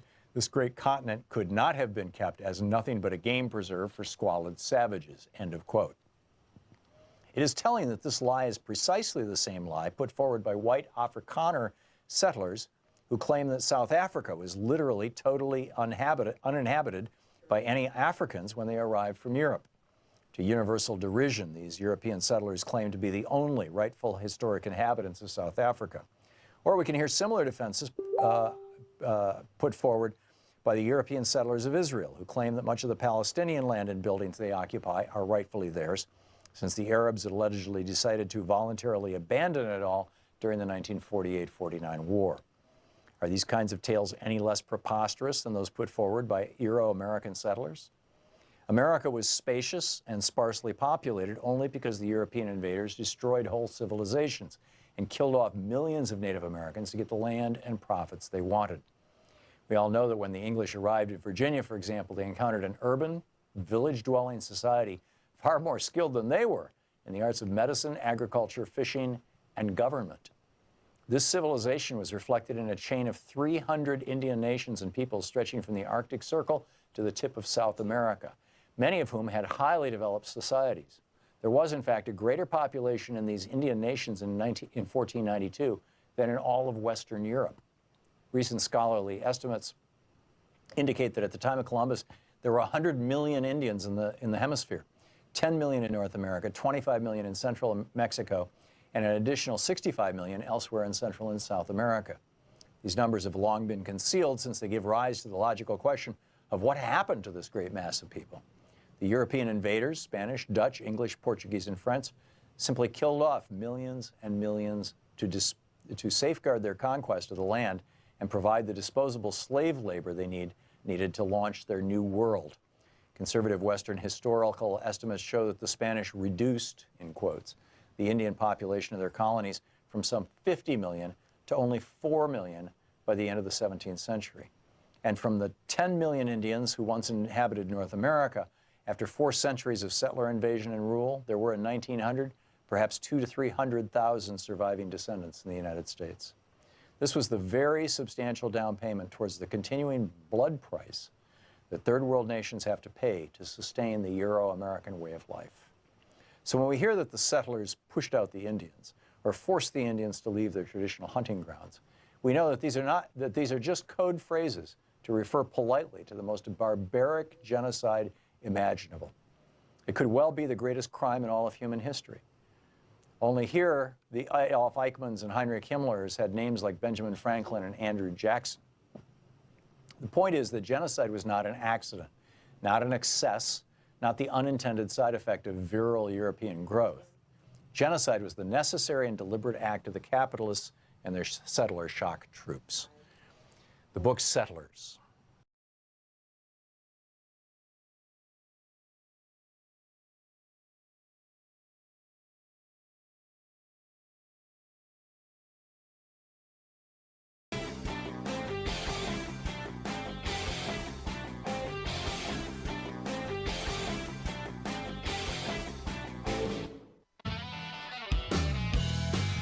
Welcome back. 34 minutes past the hour. Thom Hartmann here with you. Just, one more time because the president won't say it.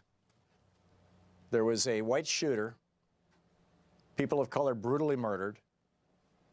James Shaw Jr., an unarmed black man, stopped the murder. And the president of the United States refuses to acknowledge it. As this meme from John Pavlovitz says, no calls by Fox News to ban angry young white guys. No white evangelical televangelists taking to social media to condemn the evils of racism and the dangers of gun proliferation.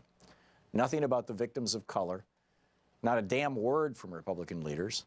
Barely even any cursory thoughts and prayers for the dead. And no presidential praise for the black man who saved countless lives without a weapon. In fact, what I have seen is that repeatedly, when Trump wants to trash Democrats, he names black Democrats. Tell me what that's all about. Lisa in Seattle, Washington. Hey, Lisa, what's on your mind? Oh, hi, Tom. Pacific Northwest, good morning to you. Thank you. Back at you. It's a beautiful day here, isn't Yes, it is. I'm going to be out in the garden soon. One of the things that I really took offense to with the doctor was that this is really about forcing people to God, their version of God. When I was a young gal, I worked in downtown Seattle, and I was taking the bus after work, and there was a man who was really frustrated, worried, and I asked him if he was okay, and he was homeless, and he said, no, I have to get to the mission within 15 minutes because if I'm not there for the sermon, I won't get served food. Mm-hmm. And that outraged me because that's not charity. You know, when you're giving something with a stipulation, you're not giving. You're right. That's a transaction. That's not charity. You're absolutely right. Yeah. So, the evangelicals, I'm sorry, I meant to say the evangelicals, they have an agenda. And that is to force people to their version of God. And that's why they want to get rid of, that's why they'll ignore all of this stuff about Trump. They believe it's the price they pay to get people to God.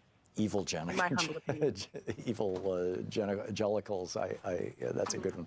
Lisa, thank you. Yeah, Absolutely. I spot on, totally agree with you. Very well said. Kevin in East Elmhurst, New York. Hey, Kevin, your thoughts?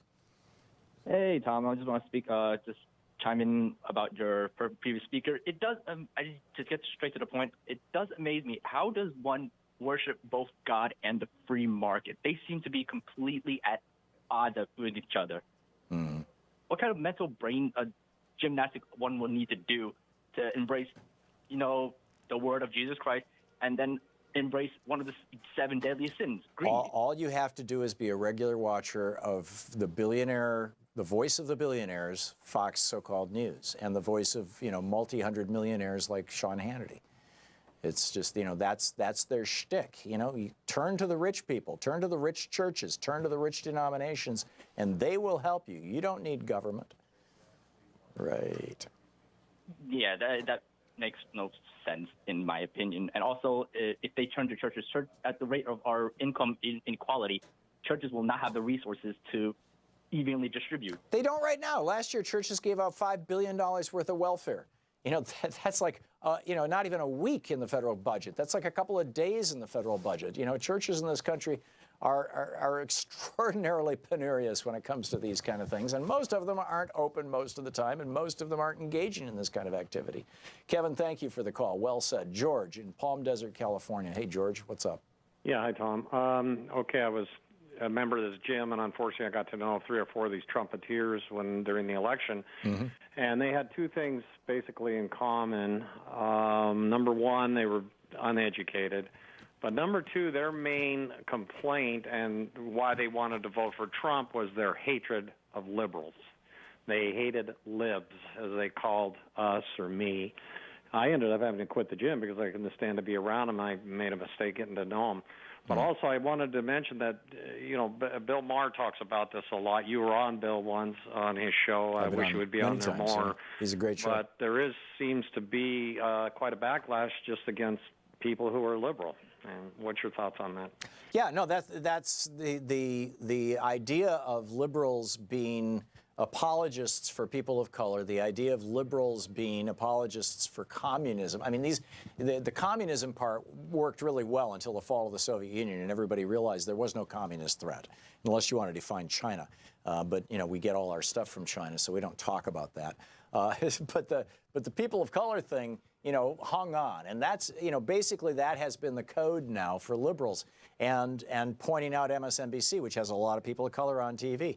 And those kinds of things. I mean, this is the white Republican base talking to itself, and it's always going on, and it will continue to go on. And they do it in semi-code, but most of the time it's a code that's pretty obvious.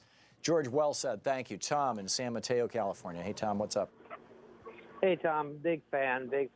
I was watching Michelle Obama give her talk to the college signers, and I was reading the little comments below, and it was about 50-50, but there was so much hate for this woman, and calling her separator. She separates people, and I'm just looking at it going, oh my God, is this what we've become? It is. It's what we were all along. It's just popping up in a more visible way now because the battle is narrowing. It is. It's just so. I'm trying to say, well, why are you watching it? All right. If you think she's that bad, why are you watching it? Well, they're watching just so that they can put out those hateful comments. That's Exactly. no good deed goes unpunished. Exactly. Well, and I came up with a thing with the MAGA hat. Mm. So if they're wearing the MAGA hat, does that make them maggots?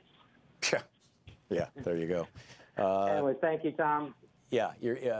Keep. Yeah, I think MAGA stands for My Attorney Got Arrested, right? MAGA. Yeah. Tom, that's a good one. Tom, thanks a lot for the call. It's good to hear from you. Right. Tom in Hagerstown, Maryland. Hey, Tom, what's on your mind? Hi, Tom. Tom in Maryland here. Actually, I was thinking, you've been talking about the charity thing and the churches and all of that. Well, we did that. That was the whole unholy alliance between Reagan and some misguided lawyers that were fighting for patients' rights that wound up closing all our mental health hospitals and put all of our mentally ill people onto the street where they remain to this day largely, and turned our jails into de facto asylums.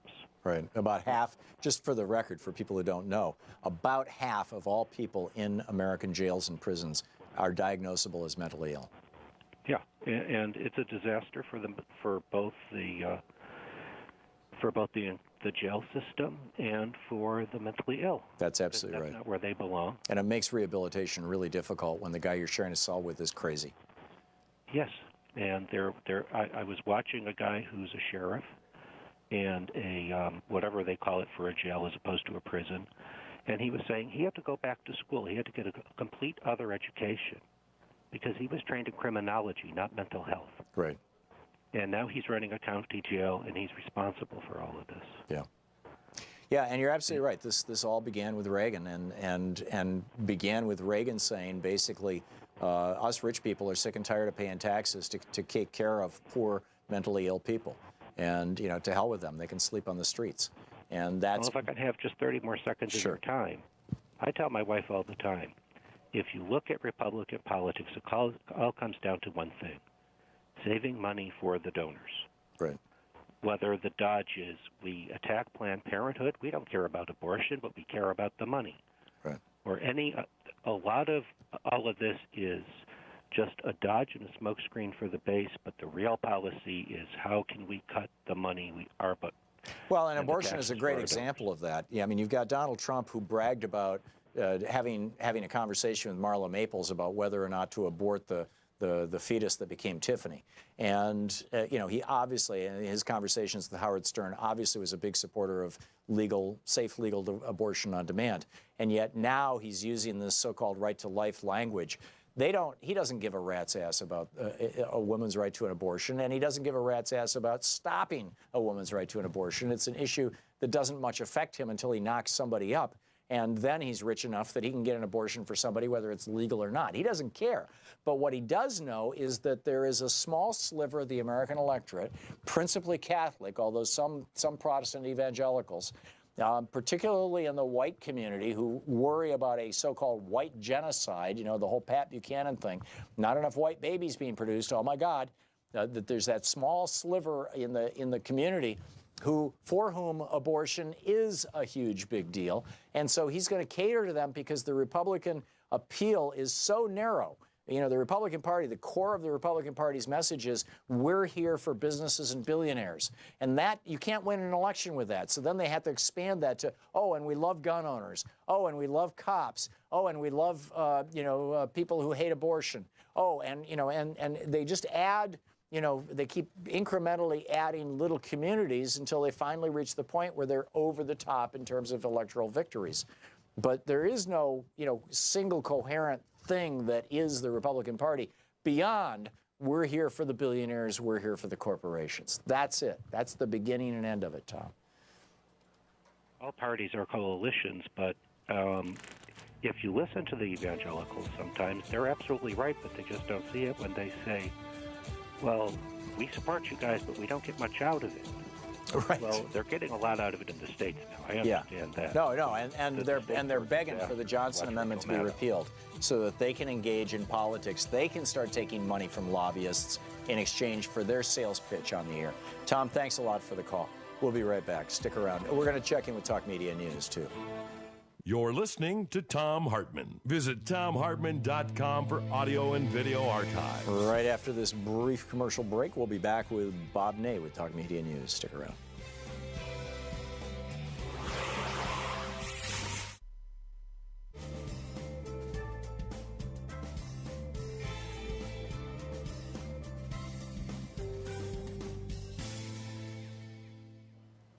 And welcome back. Robin in Kingston, Washington. Hey, Robin, thanks for watching Free Speech on DirecTV. What's on your mind? No problem, Tom. Thank you. I'm just calling as a kind of a voice of dissent or maybe rethinking a couple of issues. I'm one of the proud people in the Democratic left side, 13% or so, who do not want Donald Trump impeached by the Democrats. Let the Republicans do it. Yeah. I've called before, and I have said that the Republicans know how to get Democrats and liberals chasing their tails every election cycle with the three Gs, guns, gods, and gays. And I think we have to add the I, which is the impeach thing. So I'm asking everybody to rethink that and focus on getting people out to the elections and whatever. And so the Sterrett guy from California would be serving us much better to deal with getting rid of Feinstein.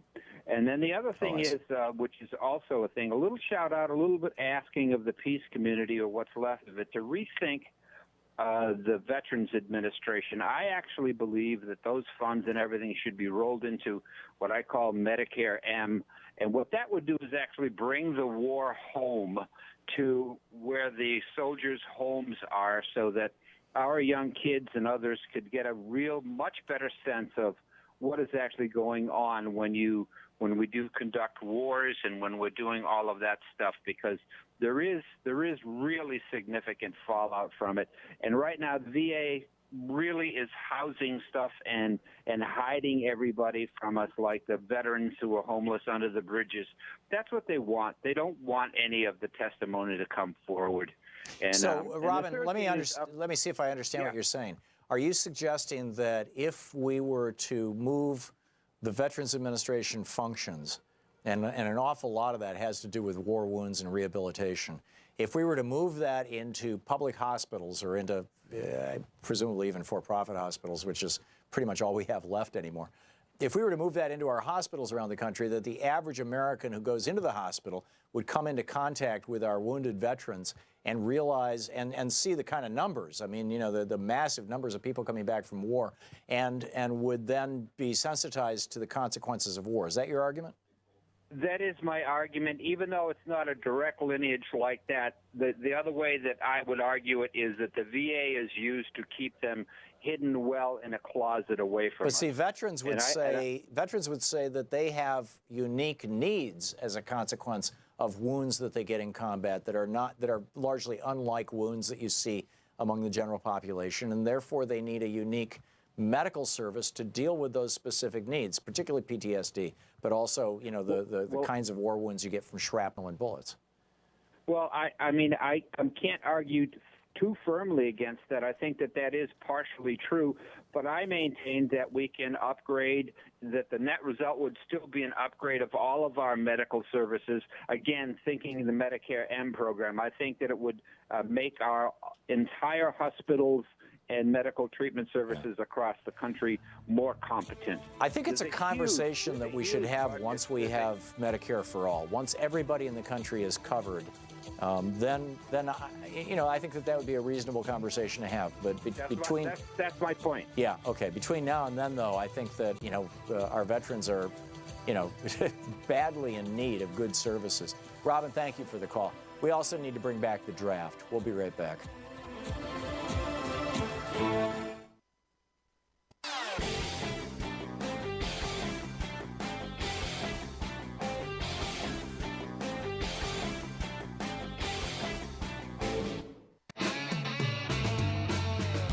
Helping you win the water cooler wars, Thom Hartmann here with you. Let's check in with Bob Ney at Talk Media News and find out what's going on in the world today. This report brought to you by goatsfortheoldgoat.com and Loving What You Do, a new book by Ellen Ratner. On the line with us is former Congressman Bob Ney, author of Sideswiped. Congressman, welcome back to the program. Thank you, Tom. So what's going on in the world today that we need to know about? Well, there's some tariff issues, which we can talk about, but I'd like to get to the whole Giuliani, new counsel. Yeah, I'm curious your take on that as a former Republican politician. Sure. Well, also, I have the unique position, at least, you know, for us talking on air. I chaired the House Administration Committee, which oversaw the Federal Elections Commission. Oh. So, right. We have. And so is paying off a porn star just before an election, regardless of where the money came from, a violation of federal election laws? Well, it could and it couldn't be, and I'll tell you why. And I'm not being coy on the answer, but here's, because we have a new piece of information now, where Rudy Giuliani says yes, the president did pay Cohen, his lawyer, who paid Stormy Daniels $130,000. Now, just to give an example, because people say, well, how is that a campaign payable item? It actually is anything that's in kind. So if Cohen paid that money, which he did, to Stormy Daniels, that is an in-kind contribution because it benefited the political situation of Donald Trump, right? That's the argument. Now, if in turn, this is like a fundraiser. Just say he did a fundraiser instead of the Stormy Daniels payment. You know, somebody does a fundraiser, and then I turn around and say, oh, thank you for the fundraiser. By the way, how much was this fundraiser? Because I need to pay you or you need to file it, one of the two. Now, if they say, well, we'll figure out how much it was and we'll let you know. And a week or two passes, and then they tell me, Bob, it was $9,000, and I cut them a campaign check, or I pay them myself, one of the two.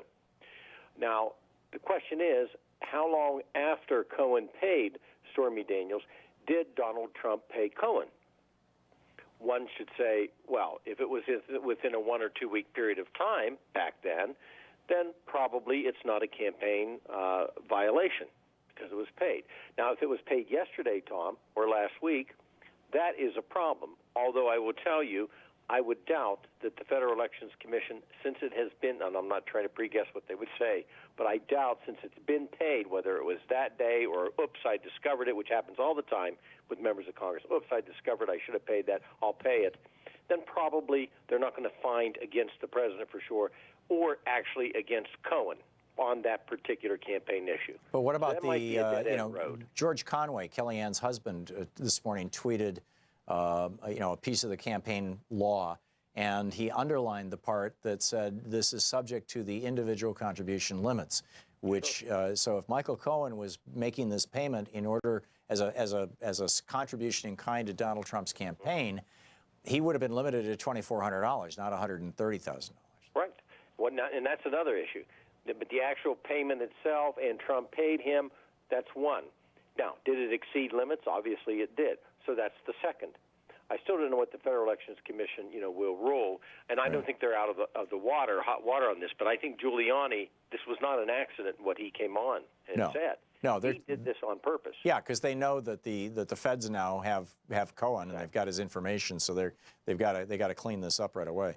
Well, exactly. And then there's a lot of pieces going down which are definitely coordinated. There's this, the hiring of Emmett Flood, who was one of the impeachment attorneys for Bill Clinton, advisors, right. And he's now been hired. And the big lesson out of Bill Clinton was the cover-up's worse than the crime. I'm sorry, what's that? I said the big lesson out of Bill Clinton's impeachment was the cover-up's worse than the crime. Well, yes, and also and so there's they're a cleaning very up the interesting cover-up right now. situation here because Bill Clinton was compelled in the civil case, which I don't think at that time, I didn't think so, and I don't think today he should have been compelled, but he was. Right.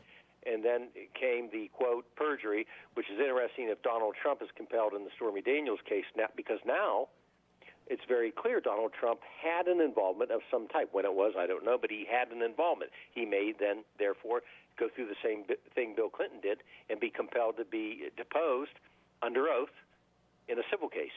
Right. So, and Stormy Daniels actually has, I think, 2 lawsuits against Trump, one for defamation and the other, I'm not sure what it the other is Cohen, too. She's in court, against Cohen. That's right.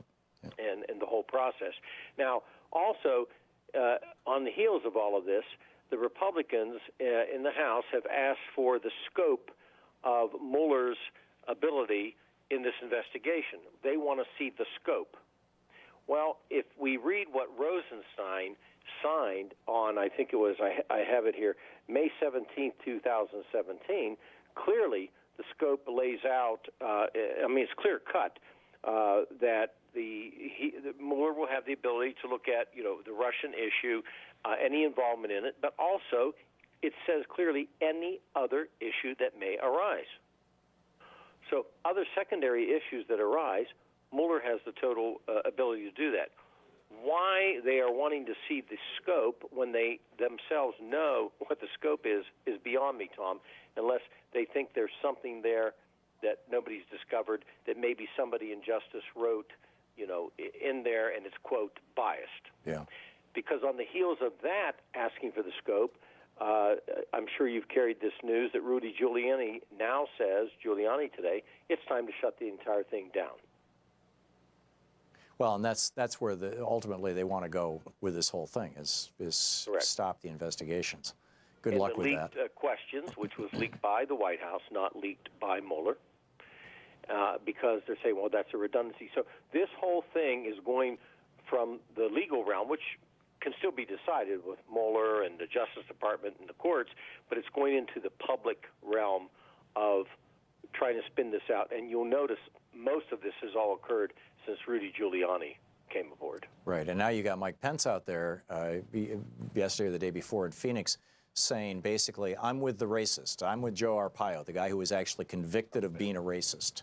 I'm with these guys. His outreach to the Republican base, to the Trump base, by way of what? Is he expecting that he's going to be president soon? Well, Ellen and I have talked about that. You never know. If I were Pence, I would be wondering. If you had to place some bets, it might happen. Yeah. I don't know that Mueller will actually indict, but he'll say enough that there'll be questions of impeachment. Yeah, very interesting. Bob Ney, with Talk Media News, the author of Sideswipe. Thank you, Bob. Thank you, Tom. Good talking with you. We'll be back.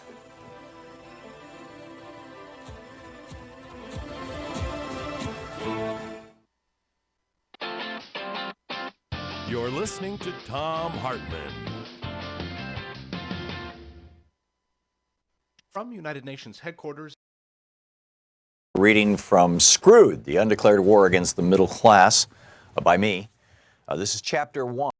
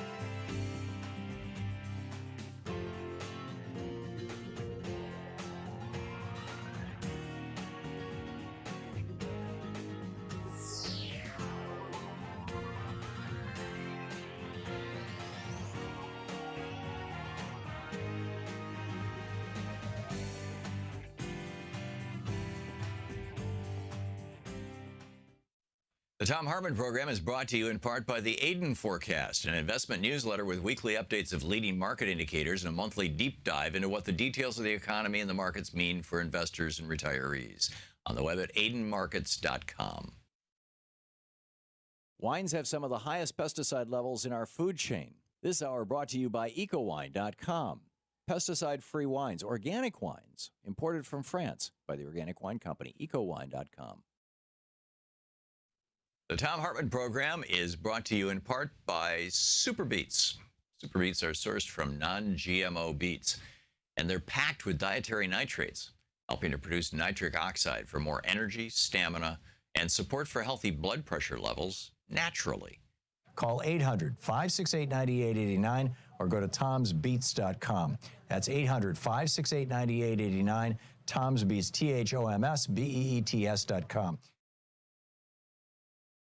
Reading from Screwed, The Undeclared War Against the Middle Class, by me.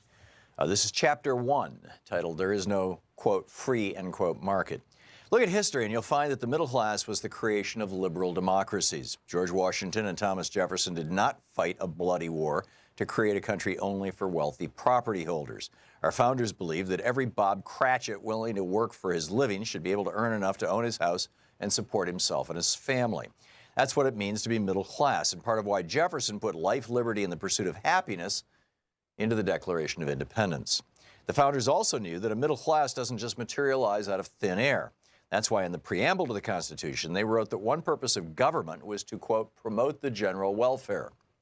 2 centuries later, when the middle class was in danger of disappearing during the Great Depression, Franklin Roosevelt almost single-handedly created a new middle class through his New Deal policies. Roosevelt's success demonstrates that government can and must promote the general welfare because only government can create the conditions that make a middle class possible. And FDR was able to do it only because of an overwhelming majority of Americans voted for it in a relatively free and open democracy. Listen to the right-wing pundits, the people I call the cons, and they will tell you something completely different. They suggest, and some actually believe, that a middle class will naturally spring into being when the kingdoms of corporate power are freed from government restriction. The way to create goods, according to the cons, is to free the market. When business gets to do whatever it wants, they say, it will create wealth, and that wealth will trickle down to the rest of us, thus creating a middle class. The cons' belief in free markets is a bit like the old Catholic Church's insistence that the Earth is at the center of the solar system. The free market line is widely believed by those in power, and those who challenge this belief are labeled heretics. But it's wrong. Here's a headline for those cons who are masquerading as economists without having studied either economics or history. 1, there's no such thing as a free market. And 2, markets are the creations of governments. Governments provide markets with a stable currency for financial transactions. They provide a legal infrastructure and a court system to enforce the contracts that make the market possible. They provide an educated workforce through public education. And those workers showed up at their places of business after traveling on public roads, rails, and airways provided by the government. Businesses that use the free market are protected by police and fire departments provided by the government, and they send their communications from phone to email over lines that follow public rights-of-way maintained and protected by the government. And most important, the rules of the game of business are defined by the government. Any sports fan can tell you that without rules and referees, football, baseball, basketball, and hockey would be a mess. Similarly, business without rules doesn't work. In a corporate kingdom, a corptocracy, those rules are made by the businesses themselves, and they inevitably screw both the workers and the citizens. In a democracy, those rules are made by we the people, both through our elected representatives and through union negotiations with the business kings, lords, and CEOs. The cons believe that what business does is business, and the government should keep its nose out of it, even when the business is run by Ebenezer Scrooge and leads to centuries of sick Tiny Tims and terrified Bob Cratchits.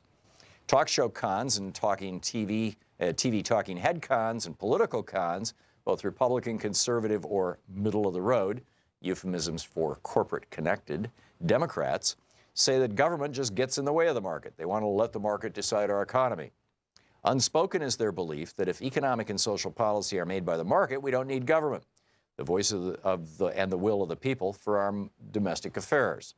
One of the most vocal cons, Grover Norquist, told National Public Radio's Mara Liasson in a May 25, 2001 interview, I don't want to abolish government. I simply want to reduce it to the size where I can drag it into the bathroom and drown it in the bathtub. During the golden age of the American middle class, people routinely voted themselves tax increases to invest in new schools, better roads, higher pay for police and firefighters, and a multitude of other infrastructure and public works projects. Hospitals were owned and run by local communities, as were water and sewage systems, and in most of the United States, power plants and other public utilities as well. Taxes, by and large, were thought of as investments in civil society and community, and were routinely embraced by the majority of the middle class. Of course, people made jokes about not liking taxes, but they still knew that without taxes, there'd be no services, and people wanted those services. Ronald Reagan and his public relations machine, funded by huge corporations and wealthy people like Joseph Coors, promoted the thought virus, the meme that taxes are bad and government is bad. Reagan ran as an outsider to government, although he was a former governor of California, and even ran for re-election as president against government. Reagan put forward the point of view of the wealthy elite who felt that they were paying large sums of their vast wealth to help the little people have good schools and communities that worked. He changed laws like the Fairness Doctrine in 1986 so that sycophants like Rush Limbaugh could appear in the public airwaves with heavy corporate funding to help convince the average person that taxes were bad and government was bad.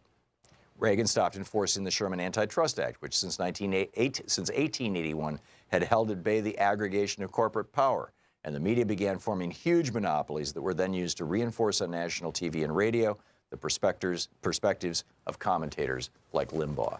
The book is Screwed. The Undeclared War Against the Middle Class and What We Can Do About It by Thom Hartmann.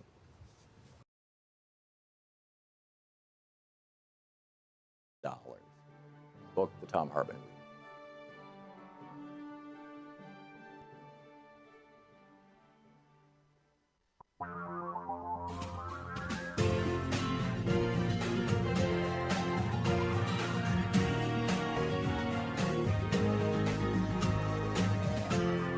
This is the Thom Hartmann Program.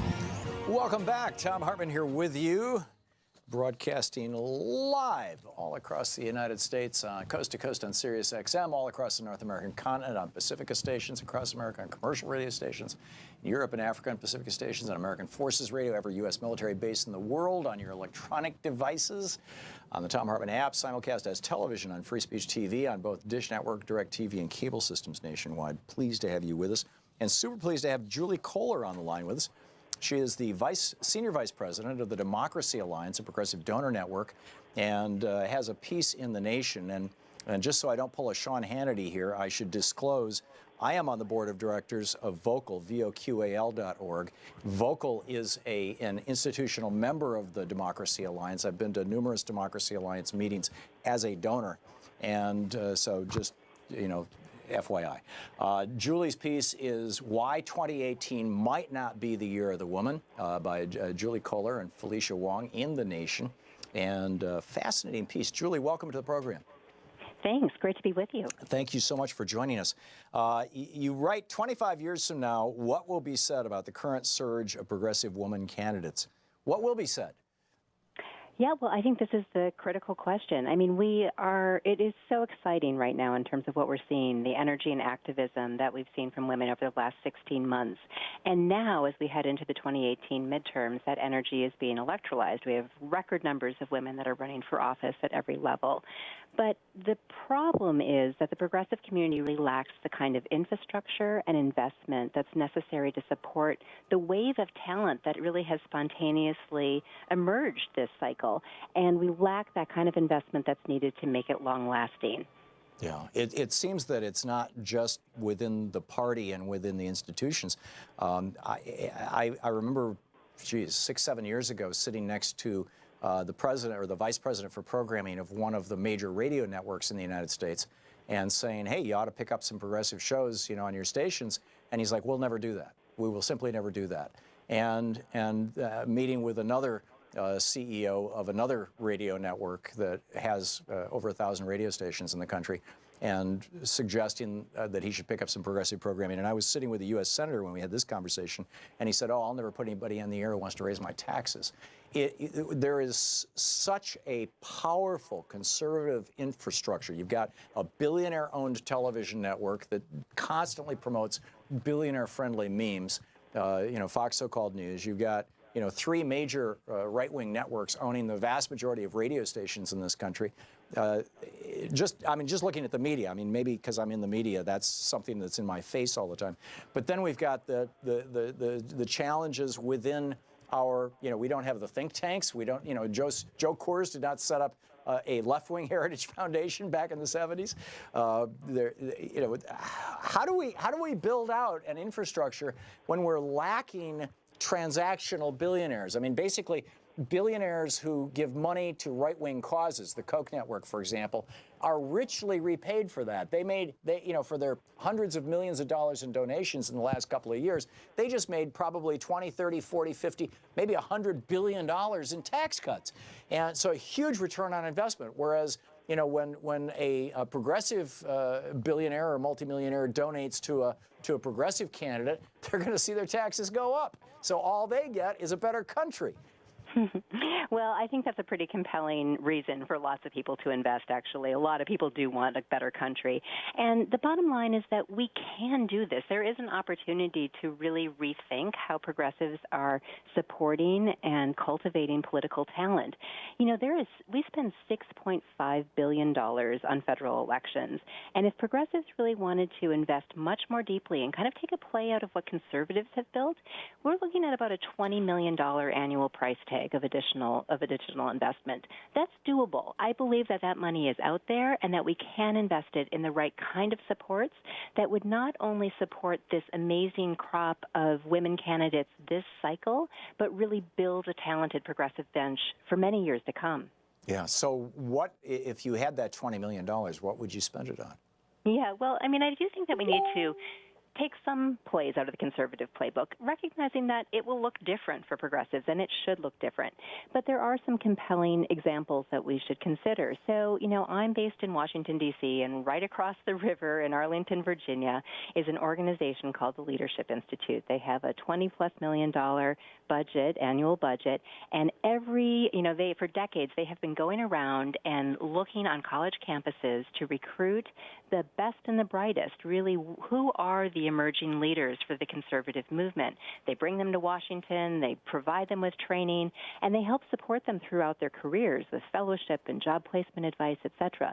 So they're not only training candidates, which they do, and they do a great job, but also everything else that's needed, the campaign staff, kind of the other roles within the conservative movement. And we really need to be building out those types of capacities. We have a lot of programs now on the progressive side that provide training for candidates, and that's great, and many of them do an incredible job.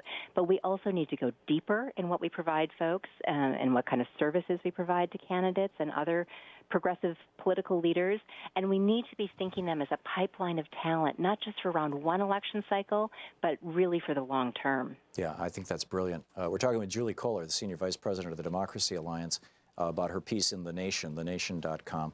And you can tweet her, by the way, at Julie Kohler, Kohler, number 1, or at Julie The Nation. K. Kohler. Julie K. Kohler, you're yes. Right. Thank you very much. Thanks for correcting me. So the beginning of this, let's start with building campaigns and candidates, and that seems like a great place to start. But there is this challenge inside the Democratic Party right now, which is the water in which we all swim, that I think we need to address. This idea. I see it almost every morning on MSNBC when Stephanie Ruhle comes on and starts talking about how, if Democrats don't move to the center, if they don't become more like Joe Manchin, they're going to lose elections. Nobody wants a Bernie-type Democrat or a progressive, an Elizabeth Warren kind of Democrat.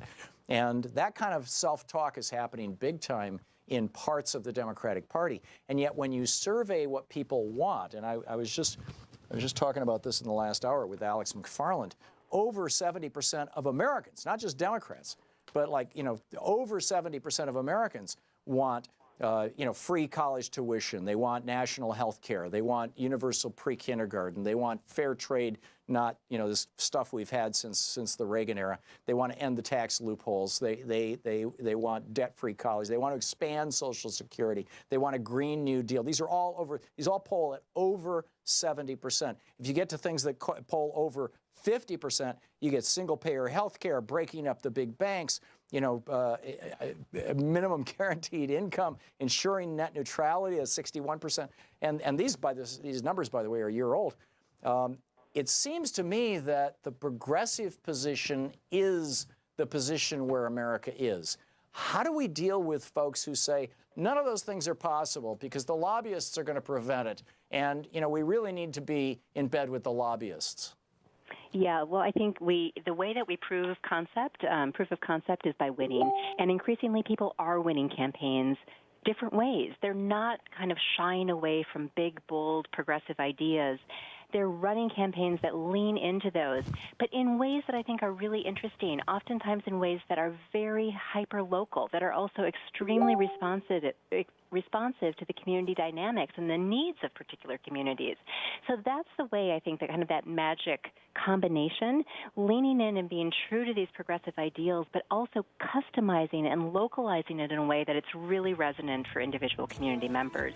And I think the more campaigns and the more candidates that show success of that model, then the political establishment and kind of traditional ways that we've been operating, that will change. But it's really the candidates that can lead, and then everything else will follow. Amen. And we need to highlight those victories when they happen. Julie Kohler, Senior VP of Democracy Alliance, thenation.com is where her piece is published. Hang on just a second, Julie.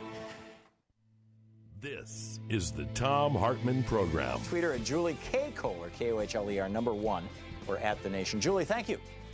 Thank you, Tom. Great talking with you. We'll be right back.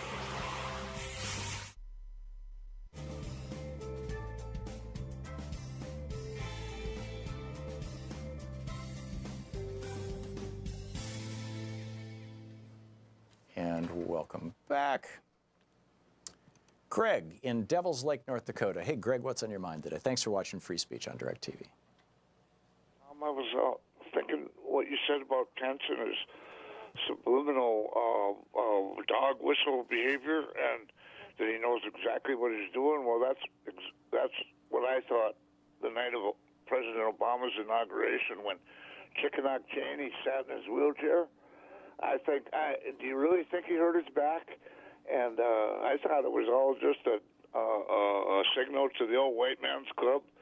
And when they had that meeting in that restaurant, you're talking the caucus room conspiracy? Yeah, that just proved it to me that I was right. Yeah, that was January 20th, 2009. It was the very night that Barack Obama was dancing with Michelle at the inaugural balls. You had a group of Republicans getting together at the Caucus Room restaurant in Washington, D.C., conspiring to destroy his presidency. And that conspiracy was carried forward by some of the biggest names in the Republican Party, including Paul Ryan. And it was successful.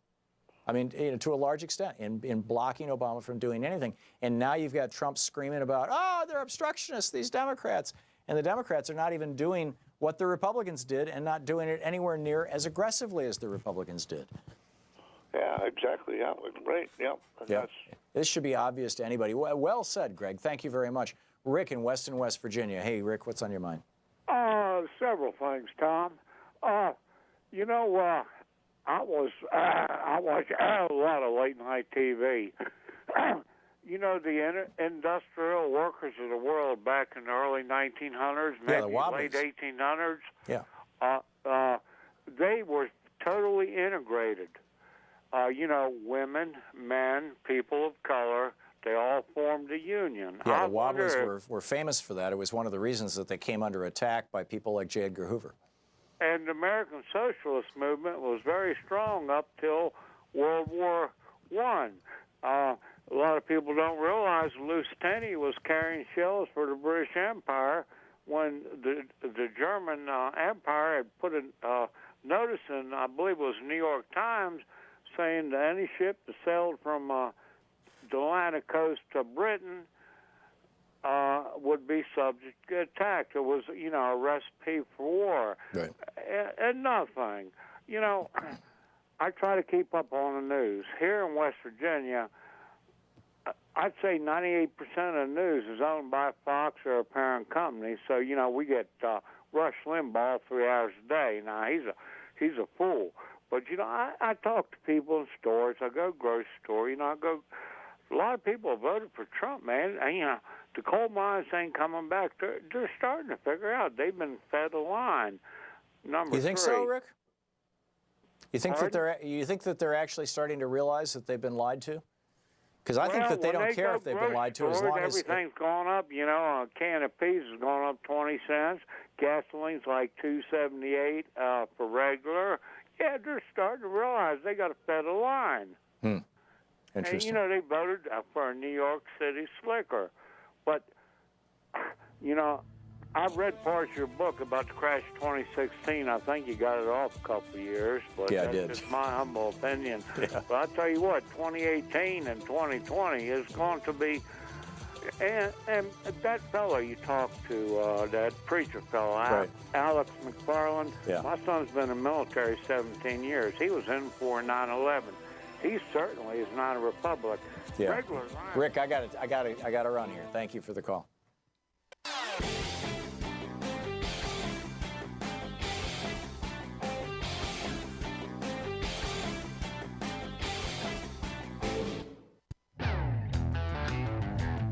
So, Sarah, maybe it's the lies. Sander is now refusing to answer questions about why she lied to us about the Stormy Daniels payment. She's just... This Abby Phillip tweeted, in a gaggle of reporters at the White House just now, Sarah Sanders refused to answer multiple questions about why she and the president made statements about the Daniels case that we now know to be untrue. She said she couldn't comment because of ongoing litigation. She said in March, that was 2 months ago, quote, I've had conversations with the president about this. There was no knowledge of any payments from the president, and he's denied all these allegations. Obviously, Sarah was lying. Or Trump was lying to Sarah, which frankly I think is more likely, and she was repeating his lie. So now the question is, now that she has repeated the lie of Donald Trump, and he's been called out as a liar, and she's being called out as a liar, the question is, will she repent, basically? Will she acknowledge that she lied to the press and thus to the American people? Or, be it albeit possibly unwittingly, is she going to come clean and admit to lies, or is she going to just try and bluff through this the same way that Trump is doing it? It's amazing. Jeanette in Bowling Green, Florida. Hey, Jeanette, what's on your mind? Hi, Tom. Hey.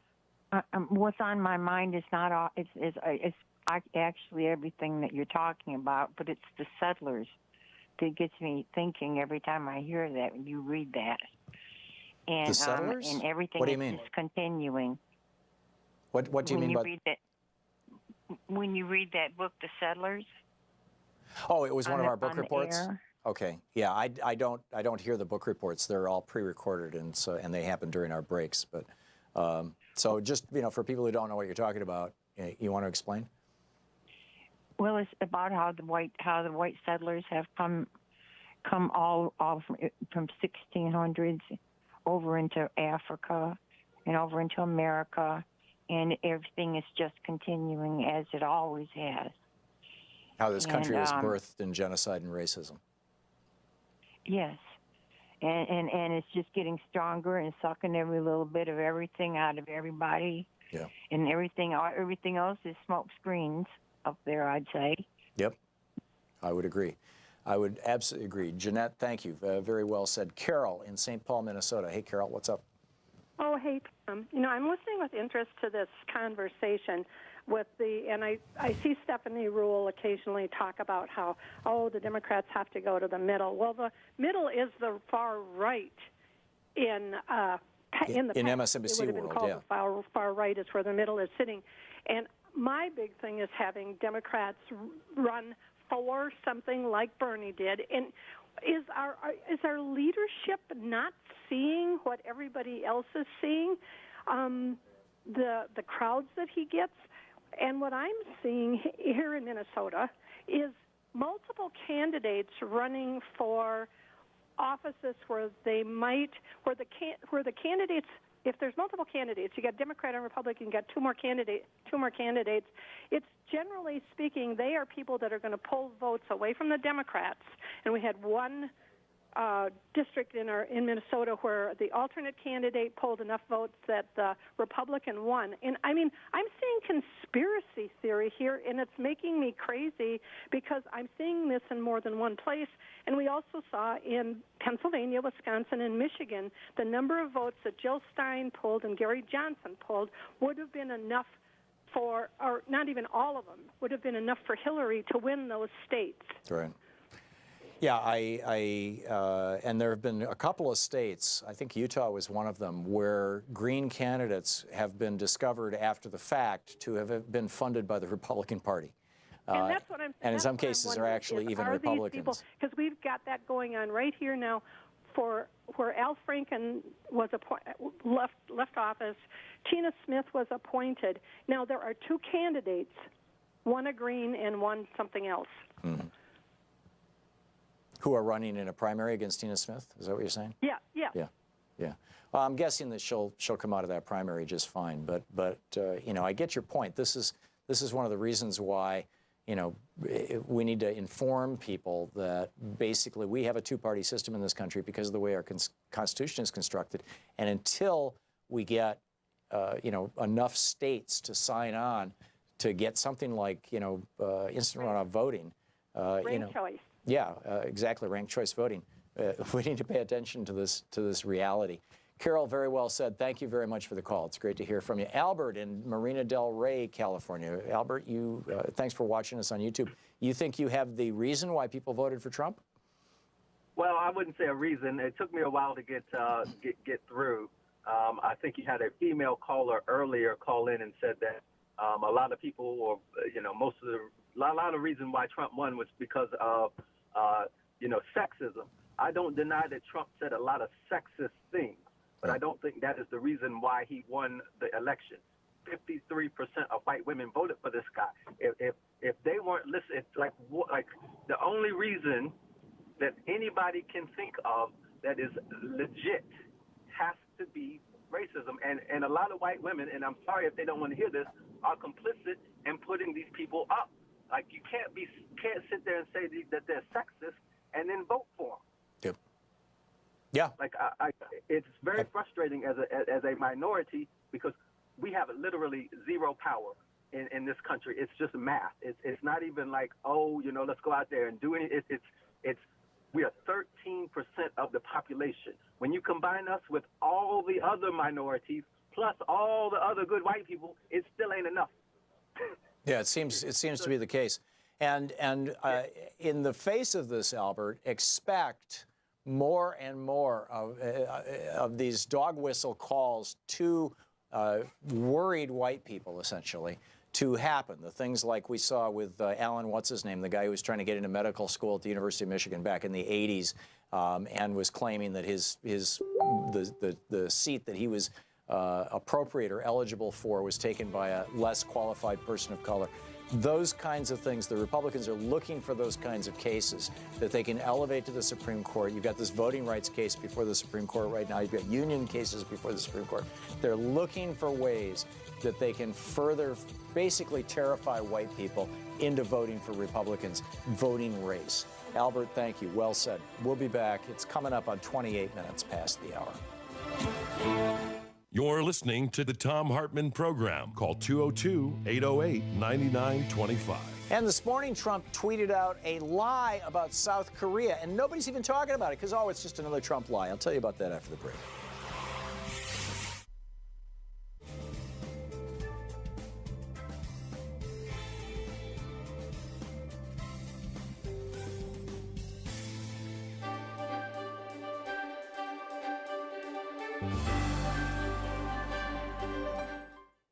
Today in the Thom Hartmann University Book Club, we're reading from Henry Wadsworth Longfellow's collected poems. This is the 1841 edition, but there's modern ones available too. It's the same poems.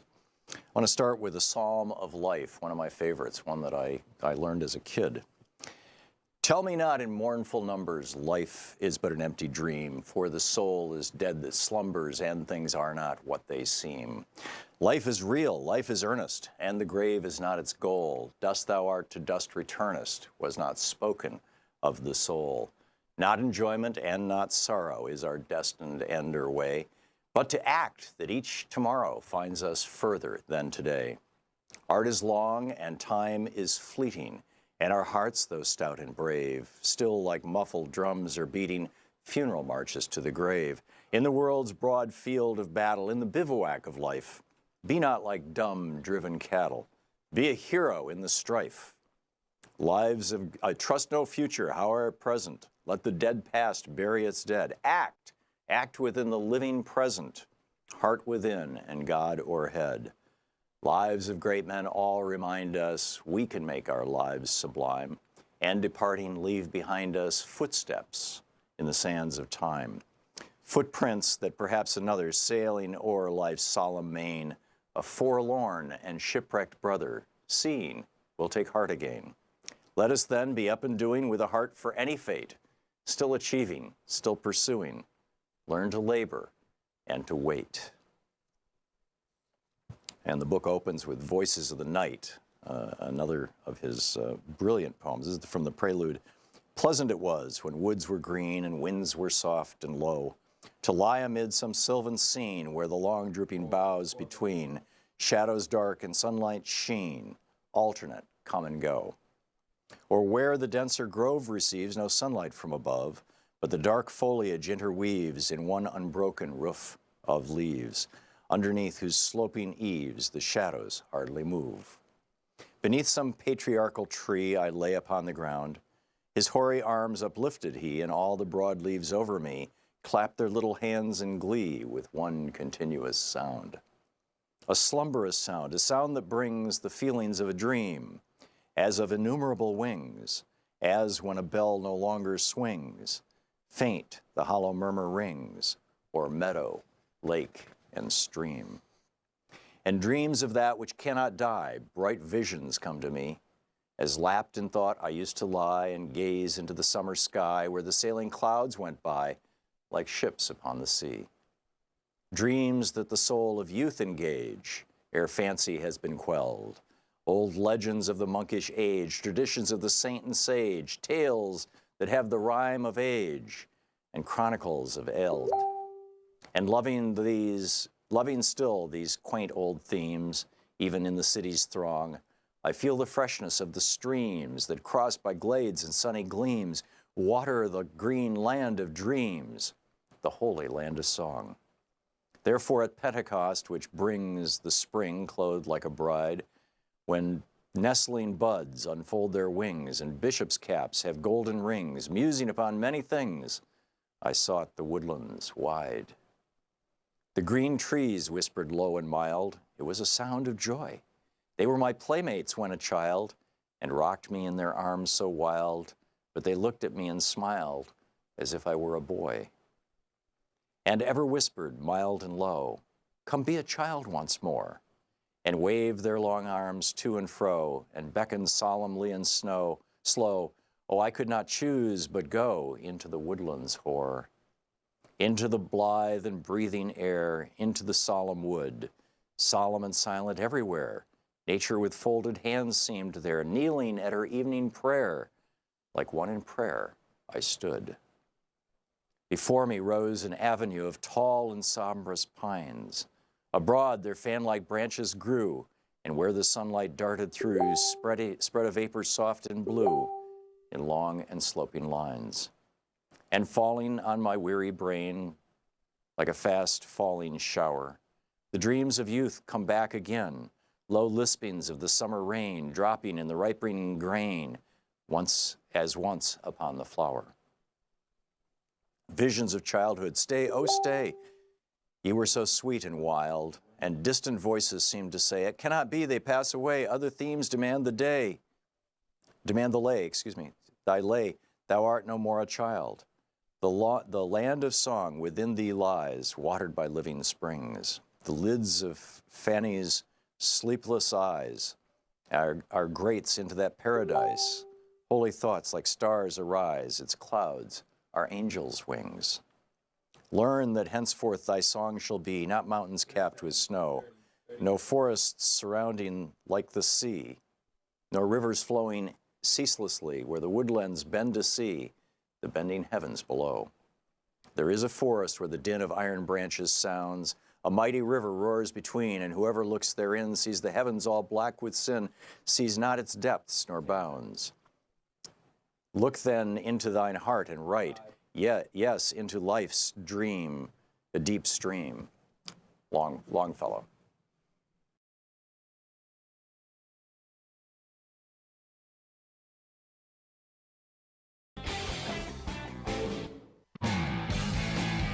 Welcome back. 34 minutes past the hour here on the Thom Hartmann Program, taking back the mainstream media 3 hours a day, 5 days a week. And let's check out, before we get back to your calls, a little geeky science for the week.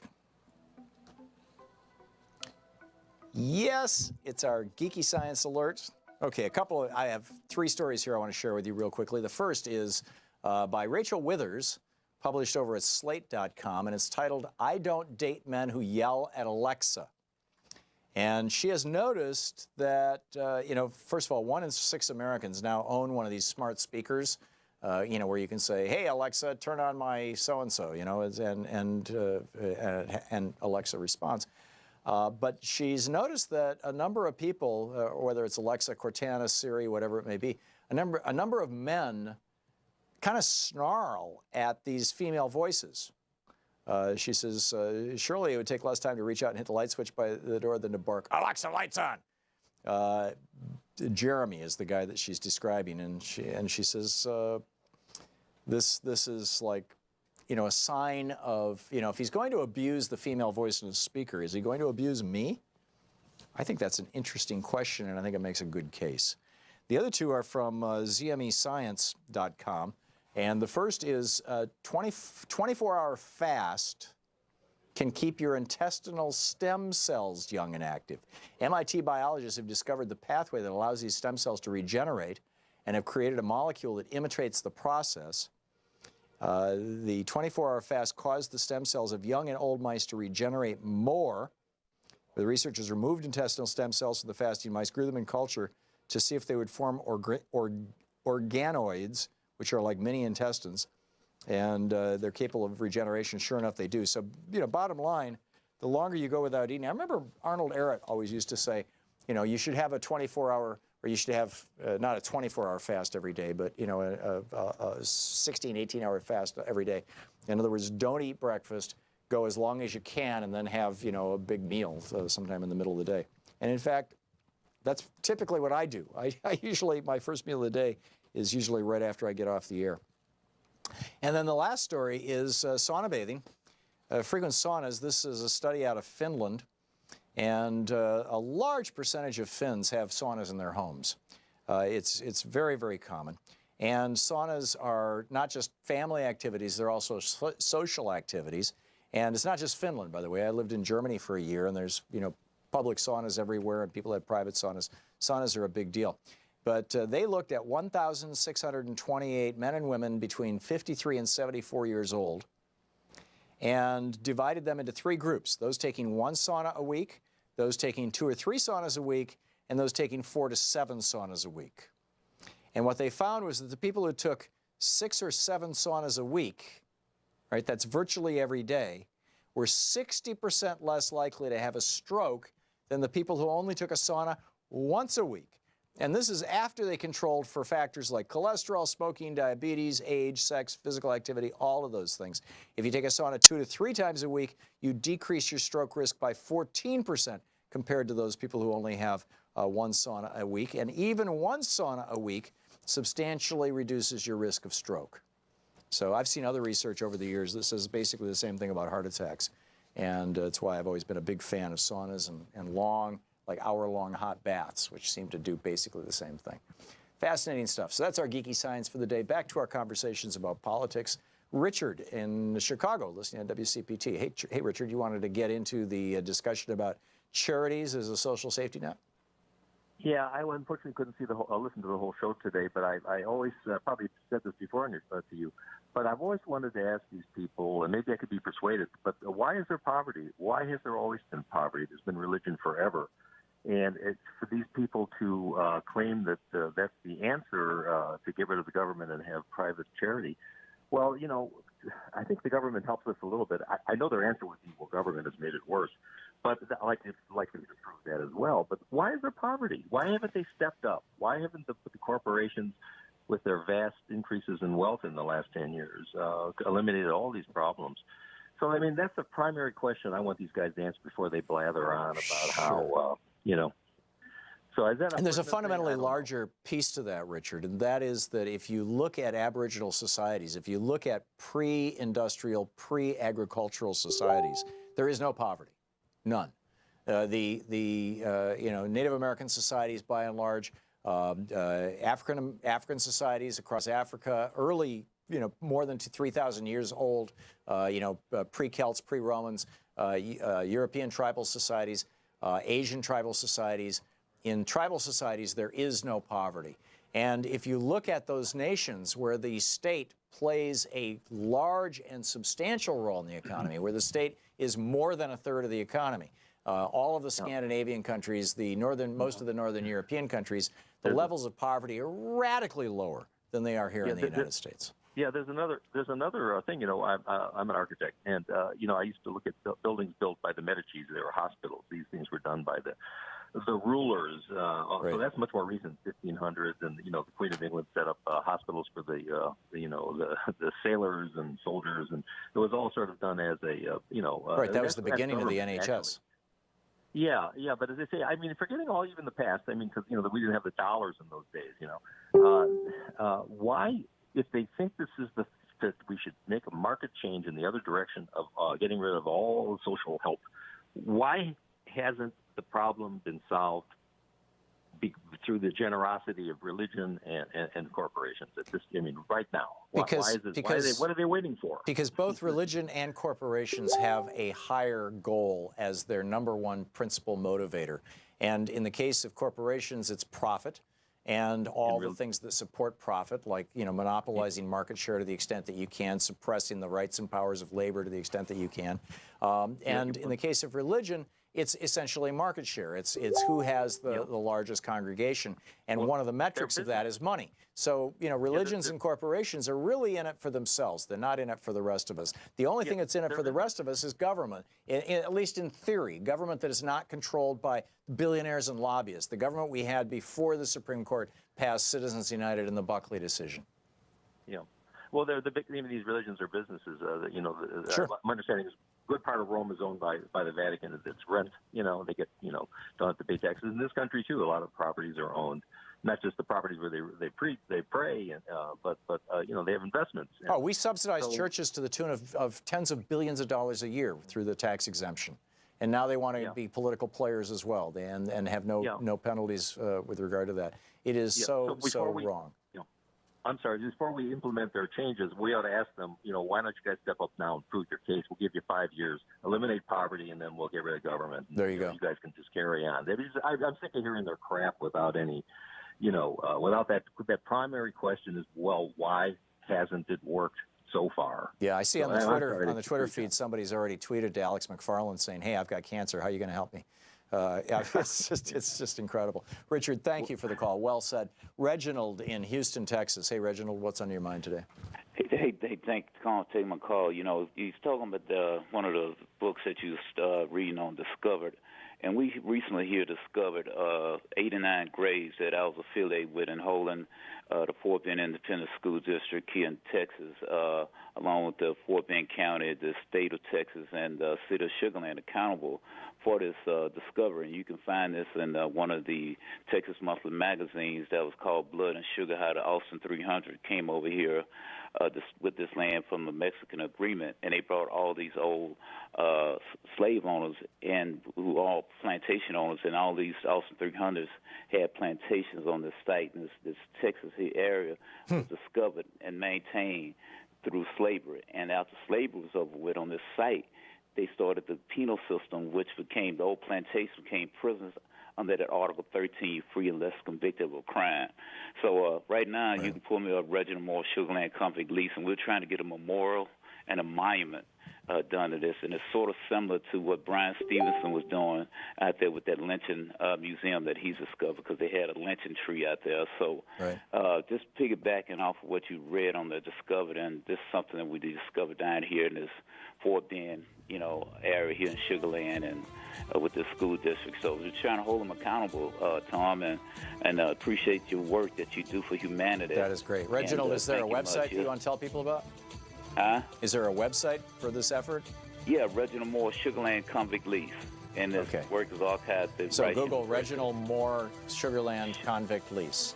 Yes, sir, Tom. Okay. Reginald, thank you. I hope some people follow up on that. Thanks so much for the call. You're listening to Thom Hartmann. Visit ThomHartmann.com for audio and video archives. Back with more of your calls in just a moment. Stick around.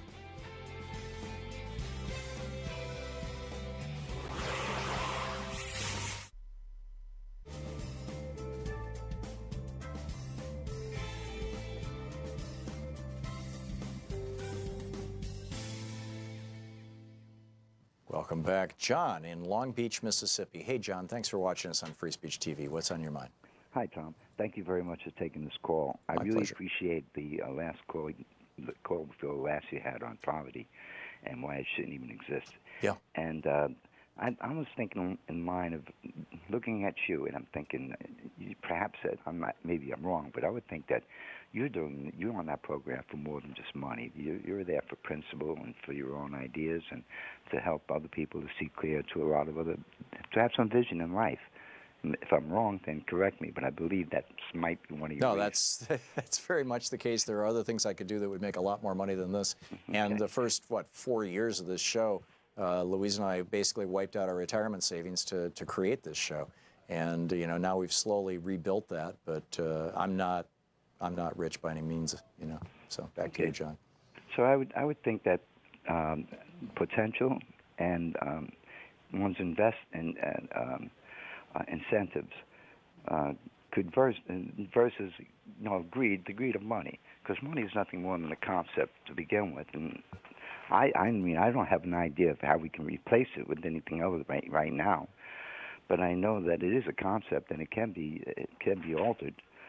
So I'm a little nervous, so forgive me for trying to get my thoughts out here. And then I'm looking at the different governments. In Russia, they're trying to become more democratic, and then there's your country here, and then the oligarchy, the big corporations trying to get their little foot into being an advantage, and then democracy versus capitalism, and then Republicans versus the Democrats and all. And it all comes down to one thing, finger pointing. And when it comes down to that, you have nothing but people blaming one another and finding fault, and you never get anywhere by doing so. So I would think that circumstances have a lot to do with an outcome, and they change, and nothing's ever exact. So we have to keep an open mind and view the fact that there are no absolutes, and entertain the possibilities. What I see wrong with our government today, and even the average person that I talk to, they have opinions, and they think that these opinions are their beliefs. And a belief is nothing until it becomes a fact. And these facts are not substantiated with Trump or with this government or even anywhere in the world. I mean, it's just chaotic. So humanity should, in my way of thinking, and, I don't know if you agree with me, but I believe that humanity should supersede, all governments and all the corporations and anything that has to do with taking away from being human, being just down to earth. Yeah. Well, the purpose of the United States government, I was looking for my pocket constitution. Here it is, right here. The purpose of the United States government was laid out, very simply in very straightforward fashion with the preamble to the Constitution. We, the people of the United States, in order to form a more perfect union, in other words, to bring us all together, to establish justice so that people feel safe, ensure domestic tranquility, a nation where people care for each other and work with each other, provide for the common defense, protect us against external enemies, promote the general welfare, in other words, make sure that everybody is doing okay, and secure the blessings of liberty to ourselves and our posterity, to prevent government from becoming oppressive, do ordain and establish this Constitution for the United States of America. I think it basically is what you're saying, John. The Supreme Court has created laws out of thin air that say that the oligarchs can own our country and our politicians, but it's certainly not the way that the founders intended it. John, thanks for the call.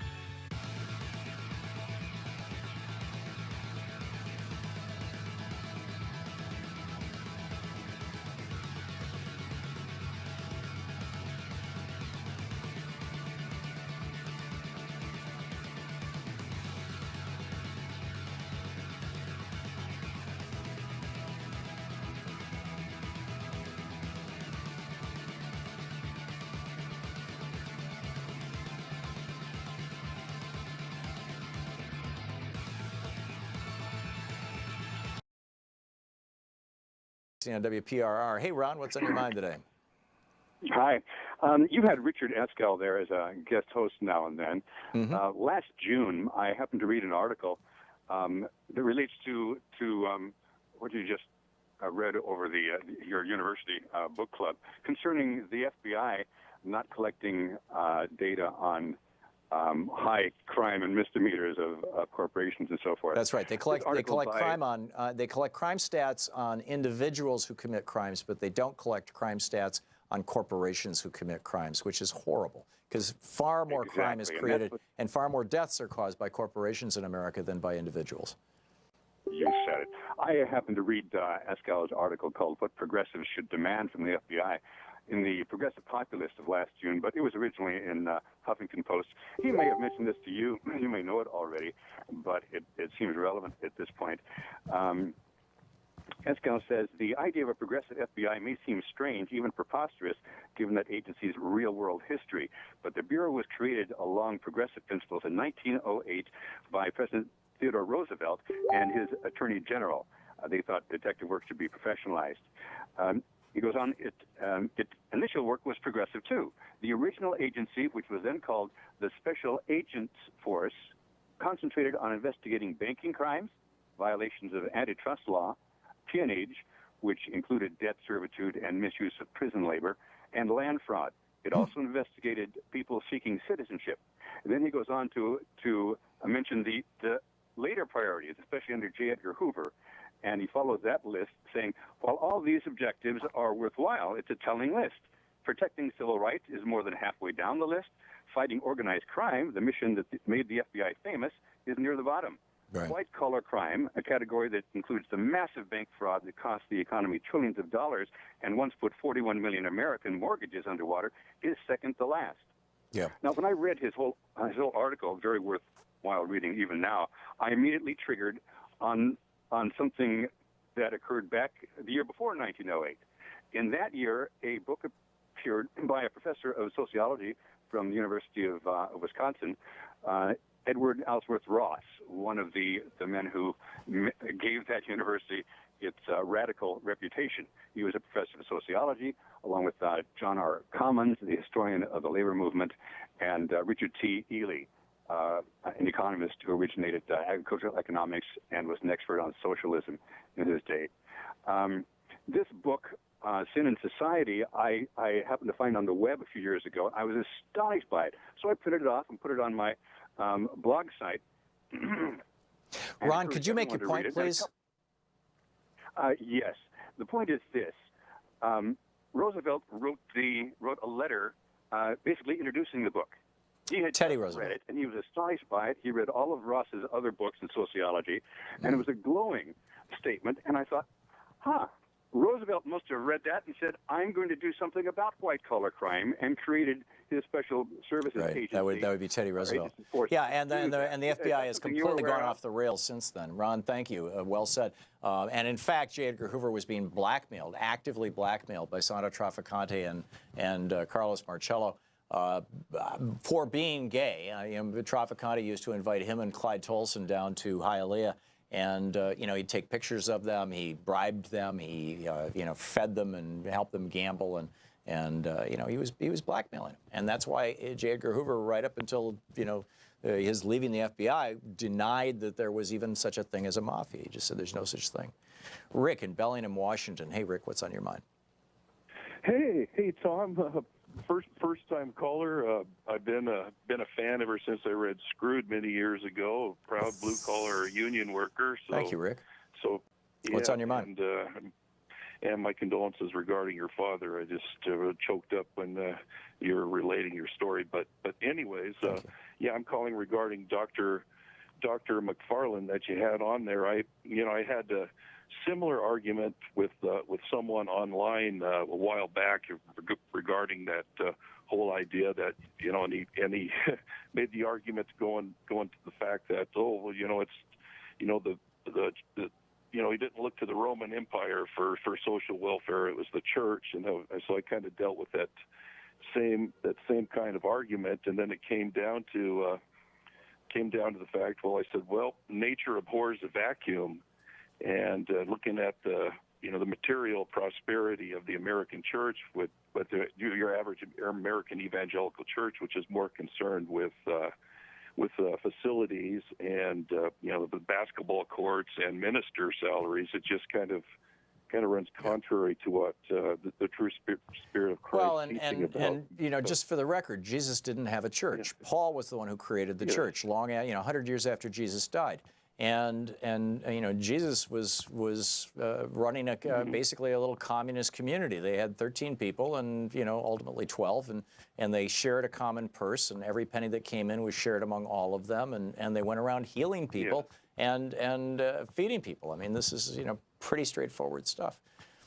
Rick, I need to move along. But thank you for the call. Thanks for. We just talked. Go ahead. I just wanted to say that just countering like this whole apologetic for capitalism on many on many Christian apologetic programs.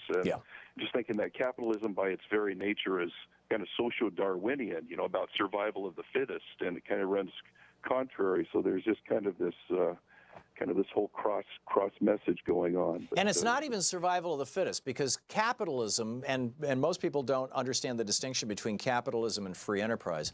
Capitalism requires that you be ahead of the starting line to start out. You have to have capital to be a capitalist. Capitalists are people who live off their investments. They invest capital, and then the return on that capital is the source of their income. That's the definition of a capitalist. It's not somebody who starts a small business. It's not somebody who works for a living, who may have some retirement funds in a 401k. A capitalist is a person who uses capital. And so by definition, in order to be a successful capitalist, you have to start out with capital, whether it's inherited or earned, which puts you ahead, at the front of the line. So it's inherently unfair right from the get-go. Rick, thanks for the call, and thanks for stimulating the conversation there. It's a good one. My apologies to all the other folks on hold. We will get to your calls and considerations tomorrow. Today's Thursday, right, Sean? So tomorrow's Anything Goes Friday. Hey, how about that? So whatever you'd like to talk about, we will pick it up. In the meantime, don't forget, democracy doesn't work without all of us, right? We the people, the first three words of the Constitution and the Declaration, we the people are the ones who are supposed to make this country work, not they the billionaires. So get out there, get active, tag, you're it. We'll see you tomorrow. You've been listening to Thom Hartmann. For audio and video archives, visit thomhartmann.com.